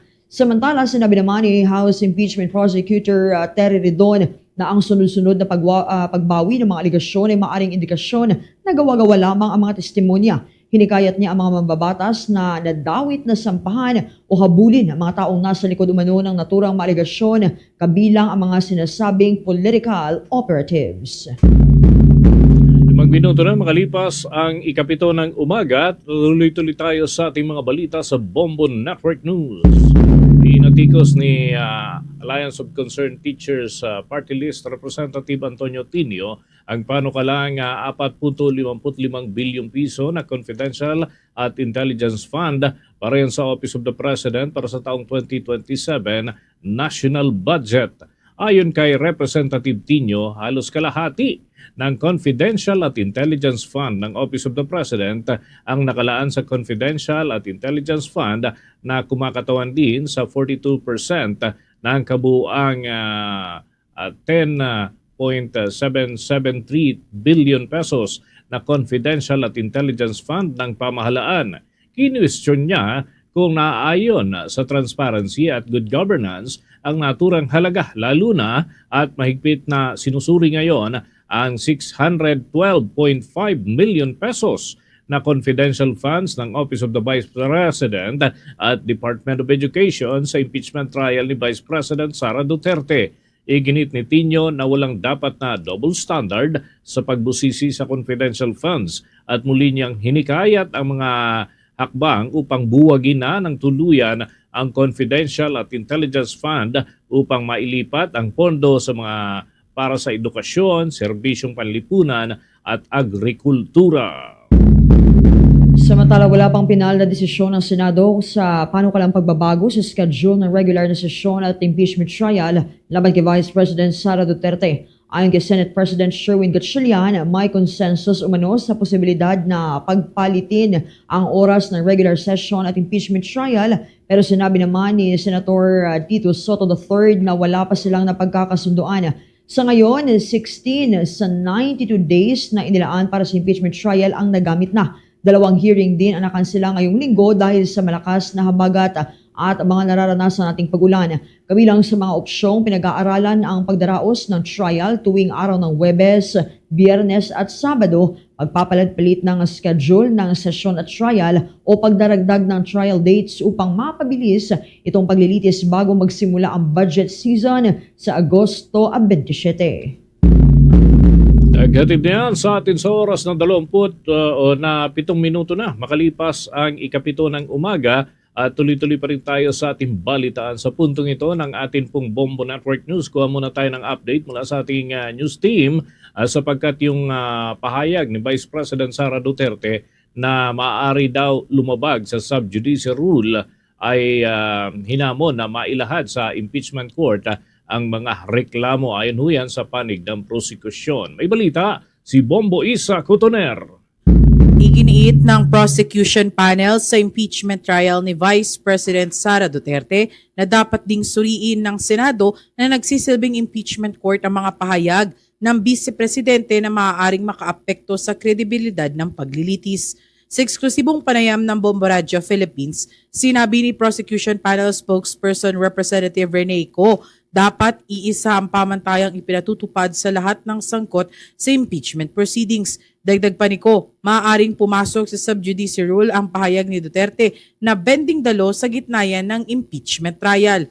Kaugnay niyan, pakinggan natin ang tinig ni prosecution panel spokesperson Representative Rene Co.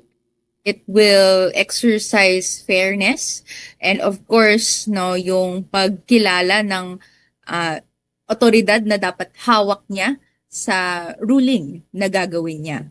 Nakita natin over the past few weeks ng impeachment trial or even months na yung isa sa mga pinaka nagbibigay ng threats to the authority of the impeachment process and the impeachment court ay si VP Sara Duterte mismo. Hindi po magagaan yung mga sinasabi ni VP, yung sinasabi na yun nga, meron pong quote-unquote bending the law and even yung walang evidence and hindi po valid yung mga processes na ginagawa. Hindi po yan yung gusto nating impression.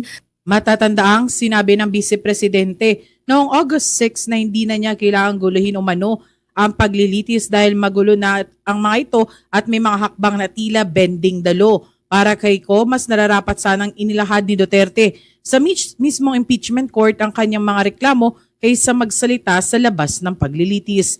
Hinimok din ng prosecution panel ang impeachment court na agad na umaksyon kung may mga pahayag na maaaring makasira sa tiwala ng publiko sa proseso ng impeachment trial. Muli, ang tinig ni prosecution panel spokesperson Representative Rene Co. Hoping for the greatest cooperation of all the parties in this finding. And what better way to do that than to respect the impeachment process. Hintay natin, inaasahan natin na yung ruling ng impeachment court ay mas tutulong doon. Ito si Bombo Isa Cotoner and this is Bombo Radio Philippines, the #1 radio network in the country, your trusted source of news and information. Basta Radio Bombo! Samantala mga kabombo, mga ka-Star Nation, patuloy natin na kino-coordinate ang kampo naman. Ito si Vice President Sara Duterte upang makapagbigay ng panig hinggil sa mga aligasyon pa rin na ipinupukol para sa kanya. Subalit hanggang sa mga oras po na ito ay wala pa naman hong tugon para sa anumang panayam o ano pa mga pahayag mula sa kanilang kampo. Ang Bombo Radio Philippines ay nananatiling bukas para naman sa magkabilang panig hinggil sa mga usapin. Samantala, Inihayag ni Bicol Sur Party List Representative Terry Ridon na lalong bumibigat ang ebidensyang inihaharap ng House Prosecution laban kay Vice President Sara Duterte sa nagpapatuloy na impeachment trial. Anya hakbang-hakbang na lumilitaw ang mga detalye na anya'y nagpapatibay sa legasyon ng maling paggamit ng confidential funds. Partikular na binigyan diin ni Ridon ang testimonya ng dating Office of the Vice President Special Disbursing Officer na si Gina Acosta na nagsabing inatasan siya ng Vice Presidente na i-turn over ang 125 million pesos na confidential funds kay Colonel Raymond Dante Lachica, ang dating Security Officer ng Office of the Vice President. Ayon kay Ridon, mahalagang bahagi ito ng kaso dahil hindi umano ang Office of the Vice President Disbursing Officer na si Lachica at hindi rin na ipakita sa mga dokumentong isinumite sa Commission on Audit ang kanyang papel sa paghawak ng pera. Itong 125 million pesos ay bahagi ng kabuang 500 million pesos na confidential funds ng Office of the Vice President na inilabas mula Disyembre taong 2022 hanggang unang tatlong quarter ng year 2023. Samantala itong 112.5 million pesos naman ang inilabas sa Department of Education noong taong 2023 kaya umabot sa 612.5 million pesos ang confidential funds na saklaw ng impeachment complaint. Sa mga audit findings ng Commission on Audit, 448.287 million pesos sa Office of the Vice President expenditures ang na-disallow. Inaasahan din ang prosecution at testimonya ni former Department of Education Special Disbursing Officer Edward Fajarda tungkol dito sa 112.5 million pesos na Department of Education confidential funds. Ayon kay Representative Ridon, kung makukumpirma ni Fajarda na inatasan din siyang i-turn over ang pera sa isang non-DepEd personnel, lalo nitong mapatitibay ang kanilang aligasyon. Plano rin ng prosekusyon na magharap ng mga testigo mula sa Philippine Statistics Authority at National Bureau of Investigation kaugnay ng acknowledgement receipts at mga pangalang gaya ni na Mary Grace Piatos at Milke Sikuya na nais na suriin kung tunay na recipients ng pondo. Nagatid na yan sa atin sa oras na 13 minuto na makalipas ang ikapito ng umaga. At sa pagpapatuloy ng ating mga balita, itutulak ni Senator Panfilo Ping Lacson ang panukalang batas na magpapataw ng mas mabigat na parusa doon sa mga taong nanghihikayat, nananakot o kaya naman ay namimilit sa iba na gumawa ng perjury o pagsisinungaling sa ilalim ng panunumpa. Ayon nga kay Lacson, kasunod ito ng pagbawi sa testimonya ni dating Marine soldier na si Orly Gutesa at ilan pang binansagang maleta boys na una nang nag-akusa sa umunoy paghahatid ng mali-maletang pera sa ilang personalidad.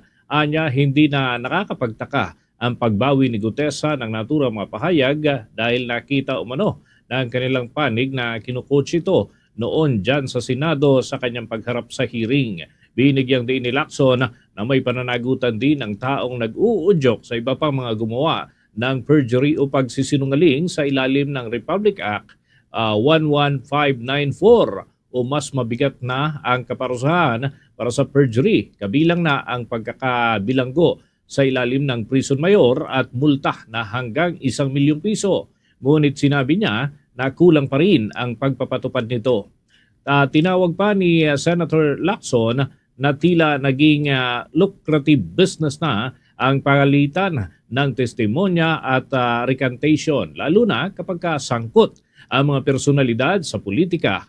Iginit pa ng mambabatas na kailangan ng mahigpit na pagpapatupad ng batas at panagutin ang hindi lamang yung mga nagsisinungaling sa ilalim ng panunumpa, kundi pati na ang nasa likod ng pag-uudyok para sa kanilang pagsisinungaling.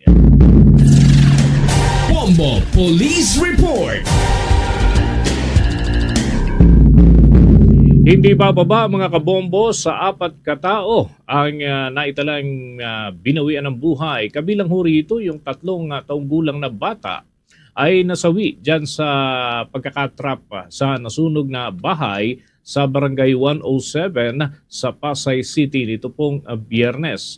Mabilis kasing kumalat ang apoy sa mga kabahayan na gawa sa light materials. Umabot din ang apoy hanggang sa kalapit na barangay at ayon nga sa mga residente, posibleng sumabog na tangke ang pinagmulan ng sunog o yung liquefied petroleum gas. Ngunit patuloy pa rin na iniimbestigahan ito ng mga otoridad hanggang sa mga oras na ito. Dakong alas 4 ng hapon kahapon mga kabombo nang tuluyang mapula ang pagkalat ng apoy. Sa clearing operation natagpuan ng mga bumbero ang mga labi ng mga biktima. 2 sa bangkay ang natagpuang magkayakap at hinihiling at hinihinala na kabilang dito ang 3 taong gulang na bata. Matapos naman ang paunang impormasyon, kabilang sa mga nawala ang isang mag-asawang senior citizen at isang batang nasa edad na 3 at isa pang adult na babae.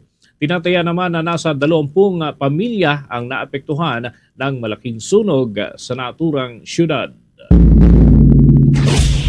Bombo International News. Nagbabala ang Iran ng devastating na tugon sakaling ipatupad ng Estados Unidos sa panibagong mahigpit na parusa laban dito matapos ihayag ng Washington ang planong putulin ang mga economic lifeline ng Tehran. Ayon kay Iran, Armed Forces Chief of Staff Major General Ali Abdullahi, handa ang kanilang militar na tumugon sa anumang banta gamit ang kanilang land, sea, air, and air defense at cyberspace capabilities. Inihayag naman ni United States Treasury Secretary Scott Bessent na ilalatag niya sa araw ng Lunes sa mga planong pinakamahihigpit na financial sanctions laban dito sa Iran. Nagbabala rin si United States President Donald Trump sa mga bansang patuloy na magbibigay ng anumang uri ng mga tulong pang-ekonomiya sa Tehran.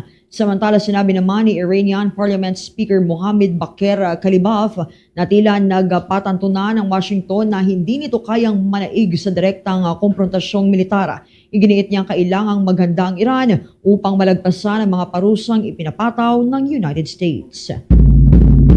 Orasan natin sa buong kapuluan mga kabombo at mga ka-Star Nation, 18 minuto na makalipas ang ikapito ng umaga. 17 Filipino seafarers ang nakatakda ng bumalik dito sa Pilipinas sa darating ho ng mga araw at yan ay matapos ang hindi nakilalang pinanggalingan ng projectile ang tumama sa kanilang cargo ship doon sa Strait of Hormuz na kinasawi ng isang kasamahang Pinoy. Ayon nga sa Department of Migrant Workers, nakatanggap ng tulong ang 17 nakaligtas na mga crew ng Liberia flag na MV Minoan Dignity mula ho yan sa Philippine Embassy sa bahagi ng Muscat at Migrant Workers Office. Inaasahan mga kabombo na darating ang seafarers dyan sa Ninoy Aquino International Airport Terminal 3 at yan ay bandang alas 10 ng gabi. Patuloy naman na inaasikaso ng mga otoridad ang pagpapauwi sa labi ng nasawing chief engineer ng naturang barko. Naganap nga ang insidente mga kabombo habang bumabagtas ang mga ito doon sa kontrobersyal na Strait of Hormuz at yan ay dahil pa rin sa kontrobersiya sa pagitan ng Estados Unidos at ng Iran. Isang mahalagang ruta kasi ng langis ang Strait of Hormuz dahil sa patuloy na tensyon sa kawalan ng katiyakan sa peace talks ng Iran at United States ay lalong tumaas ang tensyon sa nasabing bahagi ng karagatan na nagresulta sa pagkasawi ng ilang mga dumaraan sa Strait of Hormuz. Sa ibang balita naman, mga kabombo Star Nation, ipresenta ng House Prosecution Team ang mga opisyal ng Philippine Statistics Authority sa impeachment trial laban kay Vice President Sara Duterte ayon yan kay House Prosecutor Terry Ridon. Ito ay upang patunayan ang mga aligasyon na fictitious o gawa-gawa lamang ang mga individual na pinagbigyan ng confidential funds ng Office of the Vice President. Ayon sa mambabatas kasama ang mga opisyal ng Philippine Statistics Authority bilang mga testigo sa aligasyon na misuse of confidential funds dahil sila ang nagsagawa ng pag-aaral at ibinunyag ito sa isinagawang House Inquiry. Lumabasaan niya sa pag-aaral na ang mga pangalan sa acknowledgement receipts gaya ng Mary Grace Piatos, Milky Sequia at iba pa ay hindi ipinanganak, hindi ikinasal at hindi nasawi sa Pilipinas dahil wala silang mga record ng Philippine Statistics Authority. Kaya't maipapakakitaan nila na peke at gawa-gawang individual lamang ang mga ito, nangangahulugang mayroong kababalaghan at maling paggamit sa pondo ng bayan. Nauna naman ang inayayag ng kampo ng Vice Presidente noong buwan ng Pebrero na nakahanda silang ipaliwanag ang paggamit ng mga aliases para sa confidential funds gaya ng kinekwestiyong recipient na Mary Grace Piatos na hawig sa sikat na isang brand ng chichirya at kainan. Tuloy-tuloy pa rin tayo sa mga balita mga kabombo at mga ka-Star Nation. Humingi rin ng tulong ang House Prosecution Panel sa Cybercrime Investigation and Coordinating Center.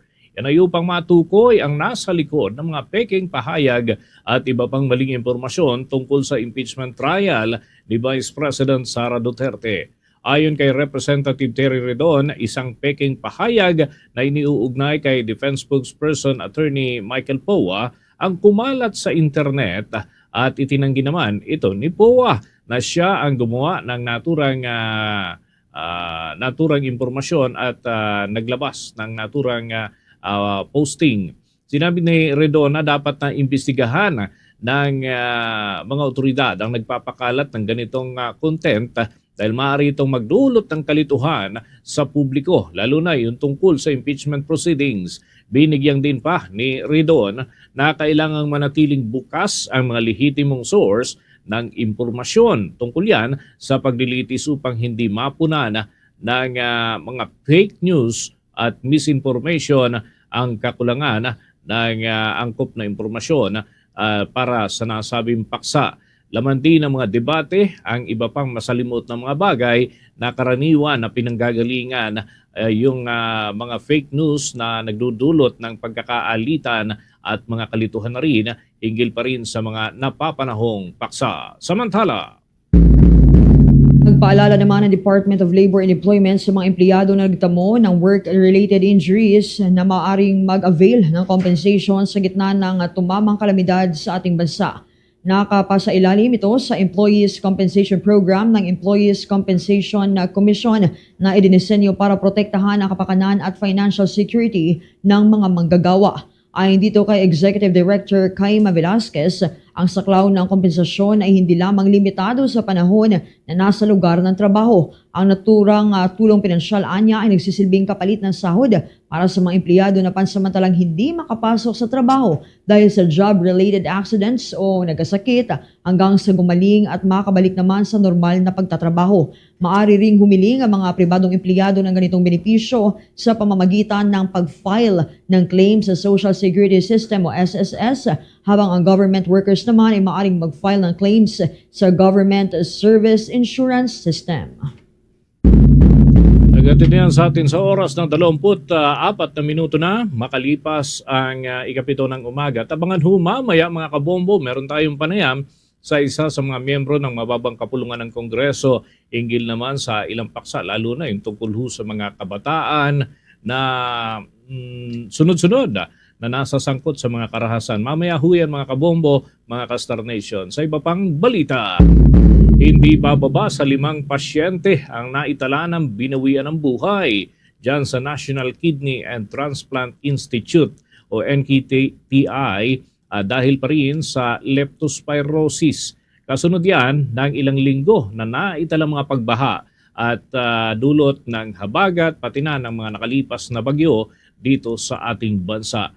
Batay nga sa data ng naturang ospital ng gobyerno, simula noong Hunyo ay umabot sa 19 na kaso ng leptospirosis ang kanilang nai-record, kung saan ang pinakahuli na biktimang nasawi ay matapos na lumala ang kondisyon at magkaroon ng pulmonya at yung tinatawag ko na pulmonary hemorrhage o kaya ay pasintabi sa mga nag-aalmusal, yung pagkakaroon ho ng pagdurugo ng kanyang baga.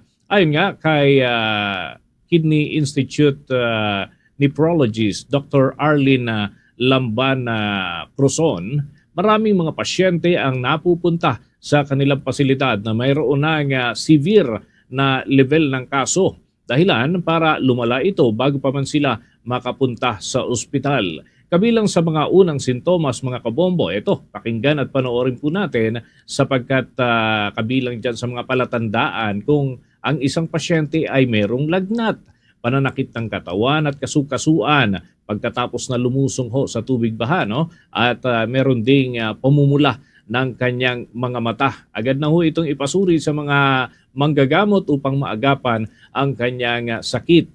Kapag lumala naman, maaaring magkaroon ng paninilaw ng balat at ng mata ng biktima. Magkakaroon din ng pagbabago ang kulay ng ihi nito at pagbaba ng dami ng kanyang nailalabas na ihi at pag-ubo at yung lalabas ho ng dugo mula sa kanyang pag-ubo, mga kabombo. Samantala, sa San Lazaro Hospital ay umaabot naman sa 50 ang mga kaso ng leptospirosis. Kabilang yung 24 na bagong admit lamang sa loob ng nakalipas na 24 na oras. Abang 2 naman ang naitalang nasawi dahil pa rin sa leptospirosis. Nagbabala naman ang mga doktor na maaaring hindi pa nakikita ang pinakamataas na bilang o hindi pa ho umaabot dun sa peak ang mga kaso dahil maaaring tumagal ng 2 hanggang 30 araw ang incubation period ng leptospirosis. Ibig sabihin, magkatapos na lumusong ay 1 buwan ang lilipas bago ho nakikita yung mga palatandaan. Pero agad na hong magpasuri sa doktor upang maagapan ang sakit. Paalala tuloy ng mga otoridad hanggat maaari ay iwasan na lumusong sa baha, lalo na kung may sugat at kung hindi talaga maiwasan, gumamit ng rubber boots o kaya ay tiyaking maayos na natatakpan ng anumang sugat sa ating binti o paa upang maiwasan na agad na makapasok yung sakit dahil ho dyan sa pagkalat ng leptospirosis ngayong panahon na sunod-sunod ang pagbaha. Sa ibang balita naman, pinaalahanan ng Philippine National Police sa mga tauhan nito na maging responsable sa pag-iingat ng kanilang mga baril, lalo na kapag naka-day off sila. Ayon kay Philippine National Police Chief General Jose Melencio Nartates Jr., kailangang tiyaking ligtas at hindi maaabot ng mga kabataan o iba pang tao ang kanilang mga baril. Kasunod ito ng 2 magkahiwalay na insidente ng pamamaril sa mga paaralan sa loob lamang ng halos 2 buwan. Noong buwan ng Hunyo, 3 estudyante ang nasawi sa isang school shooting sa Tacloban City. Nitong linggo naman, 2 estudyante. Kabilang dito ang ilang hinihinalang gunman ang nasawi rin sa insidente doon sa isang universidad sa Zamboanga. Sa 2 insidente, ginamit umano ng mga minor de edad ang service-issued firearms na kinuha mula sa kanilang kamag-anak o kanilang magulang. Iniutos din ng pambansyang pulisya ng Pilipinas sa mga police commander na regular na magpaalala tungkol sa wastong pag-iingat at pananagutan tuwing unit briefing at formation ng kapulisan. Samantalang maglalaan naman ang Philippine National Police ng mga tauhan para sa nationwide school safety drills ng Department of Education na nakatakdayan sa Agosto 25. Mga kabombo at mga ka-Star Nation, bago ho tayo umusad sa iba pang malalaking balita natin sa umagang ito, ay makakausap po natin sa atin pong linya ng komunikasyon via Zoom ang isa sa mga miyembro ng mababang kapulungan ng Kongreso. Walang iba mga kabombo kundi si Akbayan Party List Representative Percy Sendanya. Pabati natin sa Bombo Radio Philippines. We are nationwide and worldwide. Tayo ho ay napapanood at napapakinggan sa ating mga himpilan at sa ating digital platform. This is Bombo Dennis Hamito and together with me si Bombo Jaira Hanggayo. Magandang umaga po, Representative Sendanya. Magandang umaga, Bombo Dennis and Bombo Jaira, at magandang umaga sa lahat ng mga nanonood at nakikinig sa atin sa Pilipinas at sa buong mundo. Unang-una, nais po namin kayong makumusta hinggil dito sa mga sunod-sunod na mga pangyayari at yung reaksyon ng inyong pong panig. Recently, magkakasunod ho talaga na naitala na mga karahasan mula sa hanay ng mga kabataan at hindi lang basta kabataan, minor de edad. At merong pamamaril sa Tacloban, merong pananaksak sa Las Piñas, merong panibagong pamamaril sa Zamboanga. Parang sunod-sunod, tapos yung edad nila talagang naglalaro doon sa pagitan ho ng 13, 14, around that age bracket. Ano ho ang take dito ng inyong panig para sa kumbaga maaring agarang aksyon na po pwedeng gawin? Well, lubha po tayo talaga nababahala dito sa nangyaring lumalaganap na insidente ng karahasan sa ating po mga eskwelahan involving yung ating po mga learners at mga pupils. Nakalulungkot po talaga ito nangyari sa Tacloban, sa Zamboanga, at nakababahala kahit ito nabalitaan natin sa Cebu.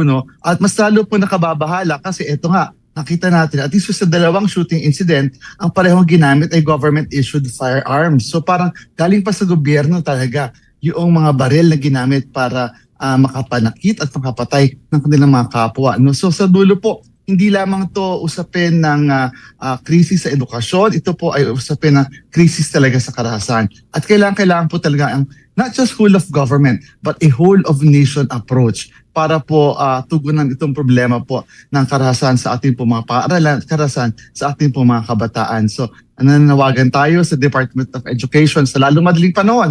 Kinakailangan po talaga ipatupad yung mga safety protocols, security protocols sa ating mga eskwelahan. Dagdag pa dito yung sa lalong madaling panahon din, kinakailangan mapondohan, ma-implement fully ang mental health support programs para po sa ating mga learners at kahit po sa ating mga kaguruan. Napakalaga po tingnan natin na on top of the learning crisis, kailangan din po natin harapin yung parang tumitinding mental health situation po sa ating pong mga estudyante sa ngayon. At gayon din po, we welcome po itong statement mula sa PNP na paghihigpit at pagpapaalala doon sa ating po mga uniform personnel sa pangangalaga ng kanilang mga government-issued firearms. Pero sa dulo po, hindi lang sapat na pinapaalalahanan natin, dapat din po i-review yung protocol para tiyakin na hindi na maulit kahit kailan ang isang government-issued firearm ang gagamitin sa mga school shootings at gagamitin na isang minor de edad.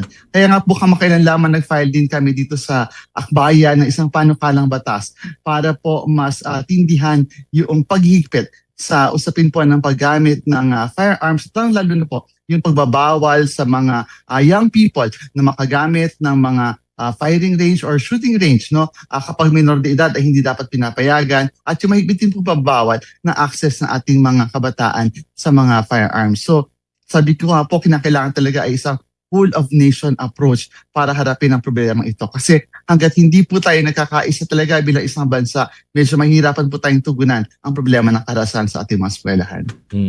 Sa tingin po ninyo, ay makukuha natin ito in a possible, maikling panahon sapagkat yung pagdaragdag ng layer ng security ay po pwede naman talagang gawin sa mga eskwelahan. Kaya lang yung pinakaugat talaga, no? Sabi nga ng iba, may mga suggestion na yung curriculum mismo sa school maidagdag yung mga angkop na mga pag-aaral at meron ding nagsabi na kailangan ng mga additional na mga guidance counselors at magkaroon ng mga programa, mga dialogo.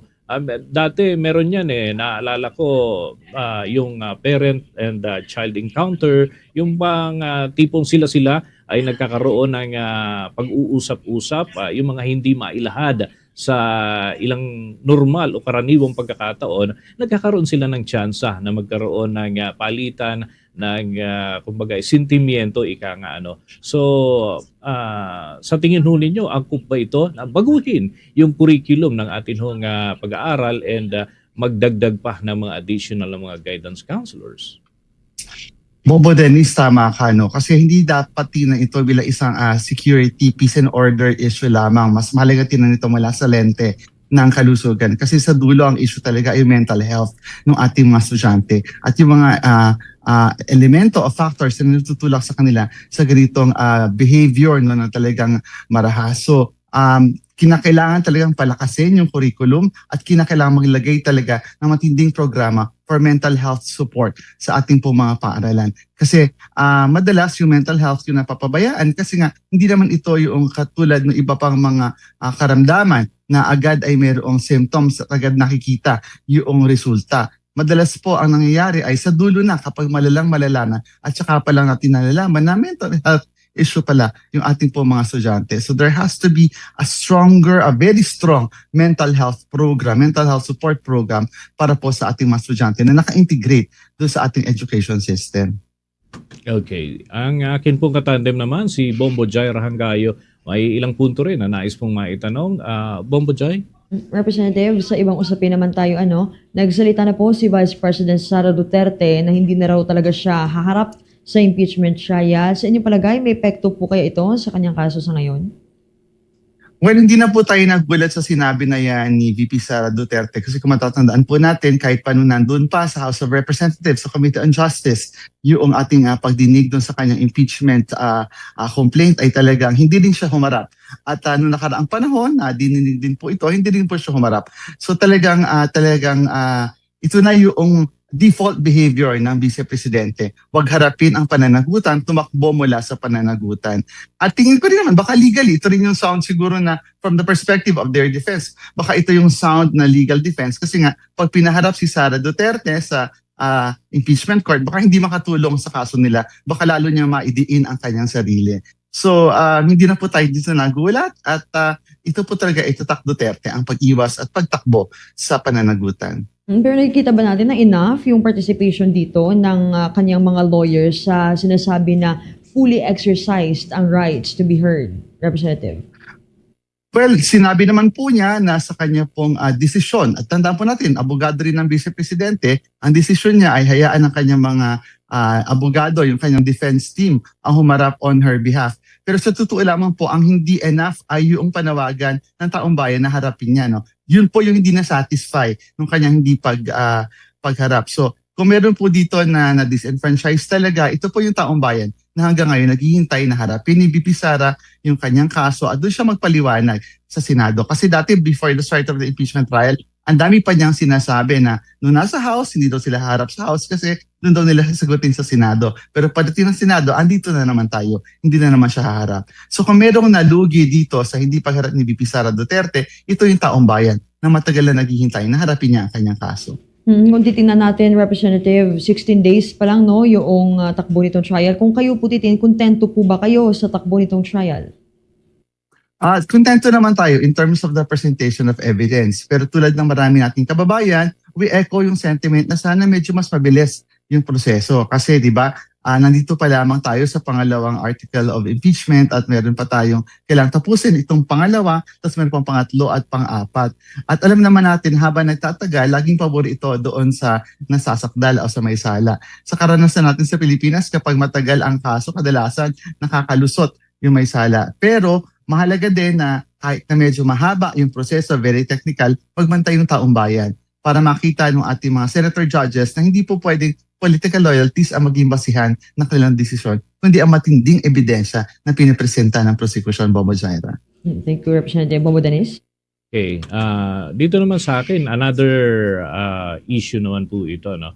Recently, naging subject po kayo ng isang artist kung saan marami yung nagsabi na mukhang may sinadya na ibahin at batid naman ang lahat yung inyo pong health condition at naging sentro ho ito nung product ng art pero nag-public apology na ho itong artist. So ano ang take ninyo sa mga ganitong development, Representative Sendanya, and siguro awareness na rin dun po sa ibang mga stroke patient na dumaranas din na kumbaga mga kapareho ninyong sitwasyon, Representative Sendanya. Noong isang araw, umaga pa lamang, marami na tayong mga kaibigan at mga advocates ng PWD rights ang nagpadala sa akin ng screenshot nung ginawang illustration ng artist na yun na ine-emphasize yung aking physical disability. Kasi po, ako po ay stroke survivor, kaya po madalas sinasabi nila ako daw ay ngiwi. Totoo po yun, meron po akong facial asymmetry kasi nga po nung na-stroke po ako, naapektuhan po yung kaliwang bahagi ng aking katawan. Kaya nga po medyo mas hindi pronounced. Halimbawa po dito, kung mapansin nyo, dito po sa kabila pronounced po yung linya, pero sa kabila po ay hindi masyado. Dahil nga po yun yung apektuhan ng stroke, kaya po ako ngiwi. So, nalulungkot po ako na ginagamit talaga yung disability na isang tao, yung kanyang kapansanan para siya kutsain at saka para siya insultuhin. So sa dulo po ay nagsabi nga tayo na talagang pakikinggan natin yung advice ng ating mga pakiusap ng mga advocates na kinakailangan talagang ireklamo yung ginawang pang-insultong ito. Kasi bawal po yan. Tayo naman po bilang isang government official, sanay tayong magpagbardagulan, sanay tayo na pinupuna madalas, pero hindi po natin mapapalampas yung pagpuna po at pangungutya kapag ang ginagamit na ang kapansanan ng disability. Kasi bawal po yan sa Republic Act 7277 or Magna Carta for disabled persons na eventually po inamend ng RA 9442. Sa ilalim po kasi ng batas na ito, pinagbabawal po yung ridicule, pinagbabawal po yung vilification, pinagbabawal po yung paggawa po ng katatawanan batay po sa disability ng isang tao. Kasi po, hindi po ito lamang offense doon sa tao na ginagawang katatawanan. Ito po ay nagkakaroon din ng impact or ng negative effect sa iba pang mga tao na may similar na situation. Kaya nga po, decidido tayo na pinag-aaralan ngayon na magsampa ng reklamo nang sa ganun ay mai-apply itong batas na ito at magkaroon po talaga ng komunikasyon ng ating mga kababayan at pag-usapan natin na bawal talaga na gawing katatawanan ang kapansanan ng isang tao. Dahil po hindi lamang yung pasyente, yung kanila pong sinasaktan din po nila yung mga pamilya nila na dumaan doon sa ganito pong klase ng matatawag nating bullying, ng persecution at ng discrimination. Sa ngayon po kasi parang nanonormalize sa lipunan natin na gawing katatawanan ang kapansanan. Nakita natin yan sa social media, kahit sa mga TV shows at sa mga pelikula. Pero ang nakakatakot po kasi nakakalimutan ng mga tao habang natatawa sila, may mga tao po silang nasasaktan. Kaya po mahalaga na ipaalala sa ating mga kababayan na ilalim po ng Magna Carta for persons with disabilities, bawal po na gawing katatawanan, bawal po na gawing punchline ang kapansanan ng isang tao. With that, maraming salamat po, Representative Sendanya, at isang magandang araw po sa inyo. Happy weekend. Happy weekend po sa inyo, Bomboy Sara at Bombo Dennis. Mga kabombo at mga Kastar Nation, nakausap po natin ang kinatawan mula sa Akbayan Party List, si Representative Percy Sendanya, tungkol sa ilang mga usapin, lalo na ho, yung tungkol sa mga karahasan na kinasasangkutan ng mga kabataan, pati na ang iba pang paksa dito ho sa Bombo Network News. Sa puntong ito ng ating balitaan, dadakuan na ho natin ang mga balita mula sa ating mga himpilan. Mga estudyante posibleng may kaugnayan sa Tampakan National High School threat ay pinag-aaralan na yung counseling at referral sa Municipal Social Welfare and Development Office. Epektibo raw na isinasagawa ng mga otoridad. May balita dyan ang Bombo Radio Coronadal. Pinag-aaralan na ng mga otoridad ang mga estudyante ng Tampakan National High School na nagpakita ng posibleng may negatibong sentimento o kinikimkim na galit kasunod ng social media threat sa nasabing paaralan. Sa eksklusibong panayam ng Bombo Radio Coronadal kay Tampakan Mayor Leonard Escobillo, sinabi nitong nakikipag-ugnayan na siya sa mga guro upang matukoy ang mga estudyanteng nakitaan ng hateful words, kilos o komento bago lumitaw ang naturang banta. Ayon kay Mayor Escobillo, posibleng may naging trigger sa aksyon ng isang estudyante bago na ipost ang threat sa social media. Naisumiti na rin ng mga guro ang mga pangalan na nag-iwan ng komento sa nasabing social media post at agad silang ipinatawag kasama ang kanilang mga magulang para sa pag-uusap at counseling. Agad naman silang inirefer sa Municipal Social Welfare and Development Office para sa karagdagang suporta at interbensyon. Binigyang diin ng alkalde na hindi lamang layunin ng hakbang na matukoy ang posibleng may kaugnayan sa insidente. Sa halip, matulungan din ang mga kabataang maaaring may personal o emosyonal na pinagdaraanan. Ayon sa alkalde, bawat kabataan ay may kanya-kanyang sitwasyon at problema, kaya mahalaga ang tamang gabay, disiplina at pag-unawa. Aniya, hindi pwedeng isisi lamang sa social media, online games, mga guro, gobyerno o mga magulang ang maling aksyon ng isang bata. Dahil dito, hiniling ng alkalde sa mga magulang at publiko na iwasang agad bumusga habang nagpapatuloy ang investigasyon. Lahat po ng teachers, pinagather ko yung more than 100 teachers, nag-form kami ng communication. Kasi I believe kasi na yung action ng bata does not originate today. May mga nakatrigger that can be manifested days prior. At yan ang ulat mula rito sa Bombo Radio Coronadal. Ito si Bombo Renz Aguinaldo. And this is Bombo Radio Philippines, the #1 radio network in the country. Your trusted source of news and information. Basta Radyo. Bombo! Ito namang environmental group nagpahayag ng pagtutol sa Waste to Energy program ng gobyerno. May nakapanayam ang Star FM Cebu.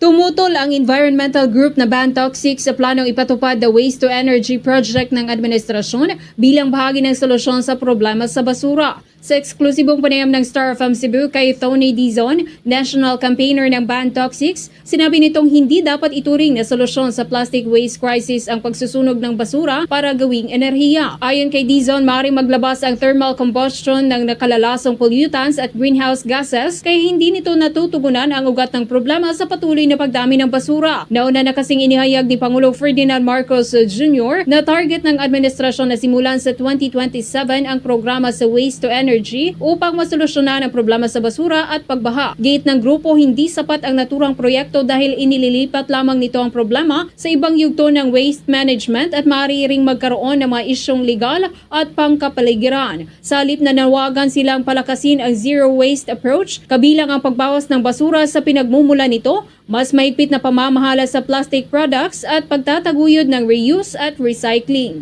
Ang nangyayari po ngayon ay even yung mga recyclables natin ay naisasama natin doon sa ating mga panapon. So may mga systemic way para mas maipatupad talaga itong batas na to, pero hindi ito yung naging tugon ng ating Pangulo. Ang naging tugon niya ay nandun sa end pipe solution, which is dahil existing na yung mga basura, kunin mo na lang yan, ilagay mo, sunugin mo para wala ka ng problema ng basura. Hindi ganyan yung inaasahan natin sa ating Pangulo na tumingin doon sa pagtugon. Mula rito sa lungsod ng Cebu, ito si Star DJ Sophie Ember and this is Bombo Radio Philippines, the #1 radio network in the country. Your trusted source of news and information. Basta Radyo. Bombo! Ito namang kahirapan ng mga pamilya isa rin umano sa nangungunang rason ng pagdami ng kaso ng youth violence dito sa ating bansa. May nakapanayam naman ang Bombo Radyo Iloilo. Nakikitang isa sa mga pangunahing salik ang kahirapan sa pagdami umano ng mga kaso ng karahasan na kinasasangkutan ng mga kabataan sa Pilipinas. Ito ang sinabi ng Pro-Life Philippines, isang nationwide non-profit organization na nagtataguyod ng mga usapin kaugnay ng proteksyon sa buhay, pamilya at mga pagpapahalagang naayon sa Catholic moral teachings. Batay sa Philippine Statistic Authority, umabot sa record low na 9.7% ang poverty incidence noong 2025. Sa panayam ng Bombo Radio kay Rizalito David, Executive Director ng naturang grupo, sinabi niyang dahil sa kahirapan, nakararanas ng matinding pressure ang mga pamilya at hindi na nabibigyang sapat na atensyon ng mga magulang ang kanilang mga anak. Kapag wala sa tahanan ng mga magulang, kapos sa pinansyal na kakayahan o hindi gaanong nakikibahagi sa buhay ng kanilang mga anak, mas nagiging vulnerable ang mga kabataan. Ayon pa kay David, tila nakakalimutan din ng ilang ahensya ng pamahalaan ang kanilang obligasyong tumulong sa mga pamilyang nakararanas ng ganitong sitwasyon. Anya, bahagi ito ng tinatawag niyang senyales ng pagkasira ng pundasyon at karakter ng pamilya. Nawawala na rin umano ang malapit na ugnayan ng mga miyembro ng pamilya sa isa't isa. Kabilang sa panawagan ng grupo, ang pagbabalik ng mga pangunahing pagpapahalaga ng pamilya, kabilang ang mabuting samahan sa tahanan, pagsunod sa mga kautusan ng simbahan at iba pang pagpapahalagang moral. Kahirapan, isa na yan. No? Nagkakaroon ng masyadong pressure sa pamilya, nagkakaroon ng masyadong tension. Minsan ang mga magulang nalilimutan na rin na subaybayan yung kanilang mga anak. Doon natin naiuugat yan eh. Pagkatapos nakakalimutan na rin ng ibang institusyon ng ating pamahalaan at ng ating lipunan na suportahan yung mga pamilya. Kaya ang nangyayari, nakikita natin yung mga insidente na nakita natin ngayon sa ginagawa ng kabataan. Iilan lamang yan na mga manifestasyon na merong breakdown mismo doon sa karakter ng ating pamilya. Mula rito sa Bombo Radio Iloilo para sa Bombo Network News, ako si Bombo, Cherime Colomeda Marcon, and this is Bombo Radio Philippines, the #1 radio network in the country. Your trusted source of news and information. Basta Radio. Bombo! Habol pa natin ang balita na kinalap ng ating himpilan. Mapanganib na mga pag-uugali ng ilang kabataan na hindi raw online games lamang ang dapat na tignan, kundi ang iba pang mga aspeto, lalo na may kinalaman na ang karamihan sa mental health issues. May balita ang Bombo Radio Dagupan. Hindi dapat sisihin ang online games sa mga insidenteng kinasasangkutan ng kabataan, lalo na sa mga insidente ng karahasan sa paaralan. Sa panayam ng Bombo Radio Dagupan kay Dr. Argel Masanda, isang psychologist, maaring may kaugnayan ng online gaming sa ilang pag-uugali ng kabataan, ngunit hindi ito maaring ituring na nag-isang dahilan ng isang mapanganib na insidente. Anya, kailangang tingnan ang mas malawak na konteksto dahil maraming salik ang maaring makaapekto sa pag-uugali ng isang bata o kabataan. Binigyang pansin din ni Masanda Ang obserbasyon na maging ang mga nakaraang henerasyon ay naglalaro rin ng mga larong may violent themes gaya na lamang ng Dota at Counter-Strike, ngunit hindi nangangahulugang otomatikong nagiging marahas ang mga manlalaro. Para sa psychologist, nagpapakita ito na hindi sapat na iugnay lamang sa online games ang mga insidente ng karahasan. Sa halip, kabilang sa dapat tingnan ang kapaligirang kinalakihan ng bata, paraan ng pagpapalaki, exposure sa media, emotional regulation at kakayahang kontrolin ang sariling kilos at emosyon. Ayon pa sa kanya, nagiging problema kapag nasasanay ang mga kabataan na makita o marinig ang maling gawain bilang normal o katanggap-tanggap. Maaari umano itong makaapekto sa kanilang pananaw kung ano ang tama at mali, lalo na kung hindi sapat ang paggabay ng mga nakatatanda. Nakakalungkot pong malaman na hindi na lahat ng pamilya ngayon ay may ganong klase ng lalim ng pakikipagrelasyon sa isa't isa. We start there. Let's get to know one another, not just by name, not just by looks whatsoever, but it's on their entirety. Para sa Bombo Network News mula rito sa Bombo Radio Dagupan, Bombo Nicola Piranya nag-uulat. This is Bombo Radio Philippines, the #1 radio network in the country. Your trusted source of news and information. Basta Radio, Bombo! Bombo Entertainment News. Entertainment News.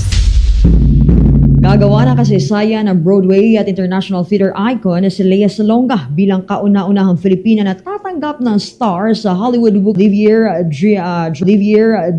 Drama Desk, Outer Critics Circle at the Theater World Awards.